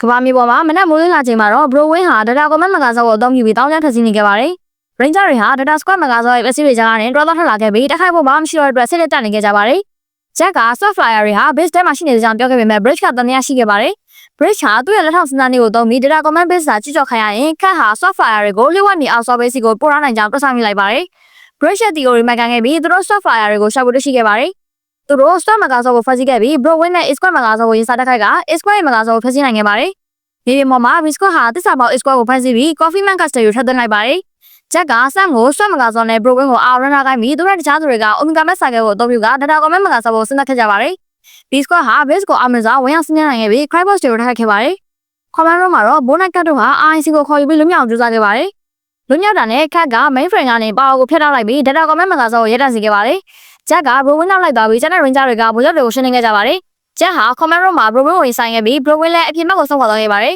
။ Ranger တွေကဗိုလ်ချုပ်တွေကိုတရားဝင်ကြအနိုင်ယူဖမ်းဆီးနိုင်ခဲ့ပြီး Jack ကလည်း Bro Wing ကိုအားနဲ့သွားအောင်တိုက်ခိုက်ခဲ့ပါတယ်။ Bro Wing တောင်းပန်မိသွားတဲ့အချိန်မှာတော့ Jack ကသူ့ရဲ့ Data Morpher နဲ့ Bro Wing ကိုအပြစ်ရှိကြောင်းစီရင်ချက်ချပြီး RIC ကိုခန်းနီးခံဝန်အတွက်ခေါ်ယူလိုက်ပါတယ်။အဲ့ဒါနဲ့သူတို့ Bro Wing ကိုဖမ်းဆီးလိုက်ပြီး Coffee Man တွေကိုထပ်သွင်းလိုက်ပါတယ်။ Bro Wing ကိုဖမ်းဆီးပြီးတဲ့နောက် Ranger တွေ Demorph လုပ်လိုက်ကြပြီး Grand ထဲမှာခါရှိနေတဲ့မဲ့တိရှိကစစ်တဲ့ကြနေခဲ့ကြပါတယ်။ဒုတိယပီကီရောက်လာပြီးခါဘယ်မှာရှိလဲဆိုတာသူသိတယ်လို့ပြောကြားခဲ့ပါတယ်။သူက B squad ကိုအမိုက်ပုံတစ်ခုစီခေါ်သွားခဲ့ပေမဲ့ဒါဟာဌာနတစ်ခုသာဖြစ်နေခဲ့ပါတယ်။ Grand က Ranger တွေကိုစွမ်းအင်ကြိုးတွေနဲ့ဖျက်ဆီးလိုက်ပြီး Crybot တွေကိုသူတို့ရဲ့ Data Morpher တွေကိုသိမ်းယူနိုင်ခဲ့ပါတယ်။ Zack ကပီကီသူတို့ကိုတစ္ဆာဖောက်သွားတဲ့အတွက်ဒေါသတကြီးအော်ဟစ်ခဲ့ပါတယ်။ B squad ကိုခါရှိနေတဲ့ကျင်းကန်းတွေကိုပို့ဆောင်လိုက်ပါတယ်။ခါက Grand ကိုဒါဟာဆုံးသက်မဟုတ်သေးဘူးလို့အော်ဟစ်ပြောကြားလိုက်ပါတယ်။ Grand ကသူတခါတော့မှန်တယ်လို့ပြန်ပြောပြီးအဆိုးဆုံးကအခုမှလာတော့မှလို့ကြောက်မက်ဖွယ်ရပြောကြားလိုက်ပါတော့တယ်။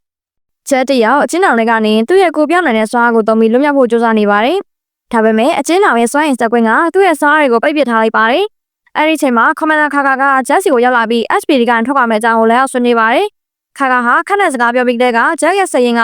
SPD ထဲမှာမဟုတ်ပဲပြင်ပလောကမှာကိုပိုင်ဘွားနဲ့နေချင်နေတာကိုရိပ်မိနေတာပါ။ဂျက်ကတော့သူ SPD ကိုချိမဲ့လို့ကြောင့်ညှင်းဆိုနေပေမဲ့ခါကတော့ဂျက်ရဲ့နှလုံးသားကတကယ်နဲ့ဘယ်နေရာမှာရှိနေလဲဆိုတာကိုအောင်ကြီးသိနေခဲ့ပါတယ်။တစ်ဖက်မှာလည်းဇက်ကသူတို့ကိုတစ္ဆာဖောက်သွားတဲ့ပီကီကိုအရန်ဒေါသထွက်နေသလိုစကိုင်းကလည်းဖီကီတီယာကိုသူတို့ဒုက္ခရောက်နေအောင်ကြည့်ပြီးရှင်နေလိမ့်မယ်လို့ယူဆပြီးပောက်ကွဲနေပါတယ်။တကယ်တမ်းမှာတော့ဖီကီဟာတစ္ဆာဖောက်ခဲ့ရလို့စိတ်မကောင်းဖြစ်နေပြီးသူ့လိုရက်ကမှန်ရောမှန်ရလာလို့ကောင်းဝင်ကြီးကိုမေးလိုက်တဲ့အချိန်မှာပဲမိုးချိုကသူ့ရဲ့စတော့ကုံကားပေါ်ကိုပစ်ချလိုက်ပြီးတာအောက်ကိုလိမ့်စင်ကပောက်ကွဲသွားပါရယ်။ Squad နဲ့ခါရကို ground ကဖမ်းဆီးသွားတဲ့ခါမှာတော့တက်ကချက်ရှိနေတဲ့ SPD ဖွဲ့သားတွေနဲ့ Sam တို့ကိုခေါ်ယူပြီးတော့ကမ္ဘာမျိုးကောက်ဖို့အတွက်သူတို့ပဲကျွန်တော်ကြောင့်တွေ့လိုက်ပါတယ်။ဒါပေမဲ့ online ကြီးကအရန်နှမ်းနေတာကြောင့်အဖွဲ့သားတွေဟာယုံကြည်မှုပြောင်းဆောင်ပြီးထွက်လာဖို့ပြင်ကြပါတယ်။အဲဒီအချိန်မှာဘုံကရှေ့ရောက်ထွက်ပြီးသူတို့ခေါင်းဆောင်တွေအတွက်အသက်ပေးတိုက်ပွဲဝင်သွားမယ့်အကြောင်းစစ်တပ်တက်ကြွပဲပြောကြားလိုက်တာကြောင့်အဖွဲ့သားတွေဟာအောက်ထပ်တရားနဲ့ပြန်လည်ပူးပေါင်းလာကြပါတယ်။ Brand ရဲ့ယင်ကြီးကမ္ဘာနောက်ချင်းကလာချိန်မှာတော့ Crybot အုပ်စုဟာရိုဂျာတွေကိုတတ်ဖို့အချင်းကနေရောက်လာပါတယ်။ဒါပေမဲ့မမျှော်လင့်မဲ့ Crybot ကောင်ကကျန်တဲ့အကောင်တွေကိုပြန်တက်ပစ်လိုက်ပါတယ်။အဲ့ဒါကတော့နောက်နောက်ရနေတဲ့ Piggy ပဲဖြစ်ပါတယ်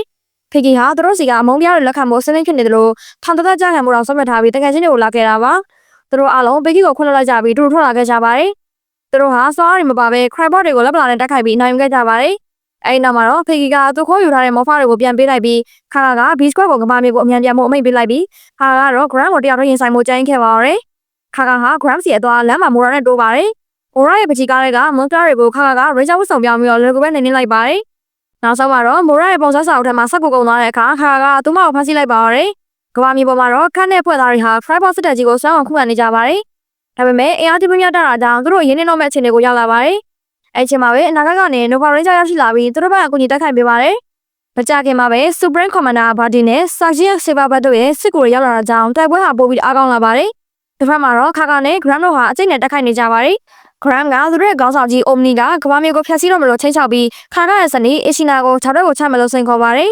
။ Grand က Ishina ကိုခြောက်တက်ကိုတကယ်ပဲတွန်းချလိုက်ပေမဲ့ခါကတော့နေမစားပဲခုံပြီးတော့ Ishina ကိုဖိုင်းယူနိုင်ခဲ့ပါတယ်။နှစ်ပေါင်းများစွာခွဲခွာခဲ့ရတဲ့ဇနီးမောင်နှံနှစ်ဦးဟာဒေကင်းတော်နဲ့တလက်ဖက်လက်တကယ်ရှိခဲ့ကြပါတယ်။အပြင်ဘက်မှာတော့ B-Squad က Soft Megazord နဲ့ AR မ Monster Omni ကိုတိုက်ခိုက်နေပါတယ်။ Omni ရဲ့အားနည်းချက်ဖြစ်တဲ့ဘဲဘက်လက်မောင်းအောက်ကအကန့်လေးကိုခါကရှာဝေတွေ့ရှိသွားပြီးအဲ့ဒီအကန့်ကိုခါကနဲ့ Ishina တို့ကကိုယ်တိုင်တွားရောက်ဖွင့်ပေးလိုက်ပါတယ်။ခါကဟာသူတို့နှစ်ယောက်တည်သွားနိုင်မှန်းသိပေမဲ့ Ranger တွေကိုပြစ်မှတ်ကိုပစ်ခတ်ဖို့အမိန့်ပေးလိုက်ပါတယ်။နောက်ဆုံးမှာတော့ Omni ကြီးပောက်ကွဲသွားပြီးတော့အမွဲခံနိုင်ခဲ့ပါတယ်။ Ranger တွေဟာခါကတည်ဆုံးသွားပြီးထင်တဲ့ဝန်ရနေခဲ့ကြပေမဲ့နေကိုတွေကြားတွေကနေခါကနဲ့ Ishina တို့ကလက်လျှောက်လာတော့မြင်လိုက်ရတဲ့အခါအတိုင်းမသိပျော်ရွှင်သွားကြပါတော့တယ်။ဒါပေမဲ့ Gram ကအသက်ရှင်နဲ့ထွက်လာပြီးခါကကိုနောက်ဆုံးတိုက်ပွဲအတွက်စိန်ခေါ်ပါတယ်။ခါက Gram ကိုဒူးထောက်စေပြီးကျန်တဲ့ဥကြိုတစ်ဖက်ကိုပါခက်ချလိုက်ကတရားစီရင်လိုက်ပါတော့တယ်။ဒါနဲ့တင် Tropian Empire ကြီးကပြတ်သုံးသွားခဲ့ပါပြီ။တိုက်ပွဲပြီးမှတော့ Jack က SPD ကနေနားယူဖို့ဆုံးဖြတ်လိုက်ပါတယ်။ခါက B-Squad ကို A-Squad ဖြစ်ရာထူးတိုးပေးပေမဲ့သူတို့ကတော့ B-Squad နာမည်နဲ့ပဲဆက်ရှိနေကြကြောင်းညင်းဆိုခဲ့ပါတယ်။ဒါကြောင့်ခါက A-Squad ဆိုတဲ့အစင်တန်းကိုဖျက်သိမ်းလိုက်ပြီး Sky ကိုခေါင်းဆောင်အသစ် Ranger ဖြစ်ခန့်လိုက်ပါတယ်။ Sky ရဲ့ဖခင်ဟာလည်းသူ့တက်ကုန်းနေမှာပါလို့ခါကဆိုပါတယ်။ Sam နဲ့ Nova တို့ကတော့သူတို့ရဲ့အချိန်ကာလဖြစ်တဲ့2040ခုနှစ်ကိုပြန်သွားကြပါတယ်။ဒီကနိုင်ငံအကြမှာတော့ကျင်းတဲ့ Ranger တွေဟာ Jesse ကိုတောက်လည်းပတ်ကြပါတယ်။ Piggy ဟာလည်း Jet တို့နဲ့အတူစီးပွားရေးလုပ်နေတာကိုတွေ့ရပါတယ်။အရေးပေါ်ဖုန်းဝင်လာတဲ့အခါမှာတော့ Jack က Sky ကိုဥဆောင်မှုခွင့်ပြုပေးလိုက်ပြီး Sky ကသူ့ရဲ့အဖွဲ့သားတွေကိုဥဆောင်ကတာဝန်သစ်ကိုထမ်းဆောင်မှုအတွက် Ranger ဖြစ်ပြောင်းလဲရင်းနဲ့ဇာတ်လေးကပြီးဆုံးသွားပါတော့တယ်။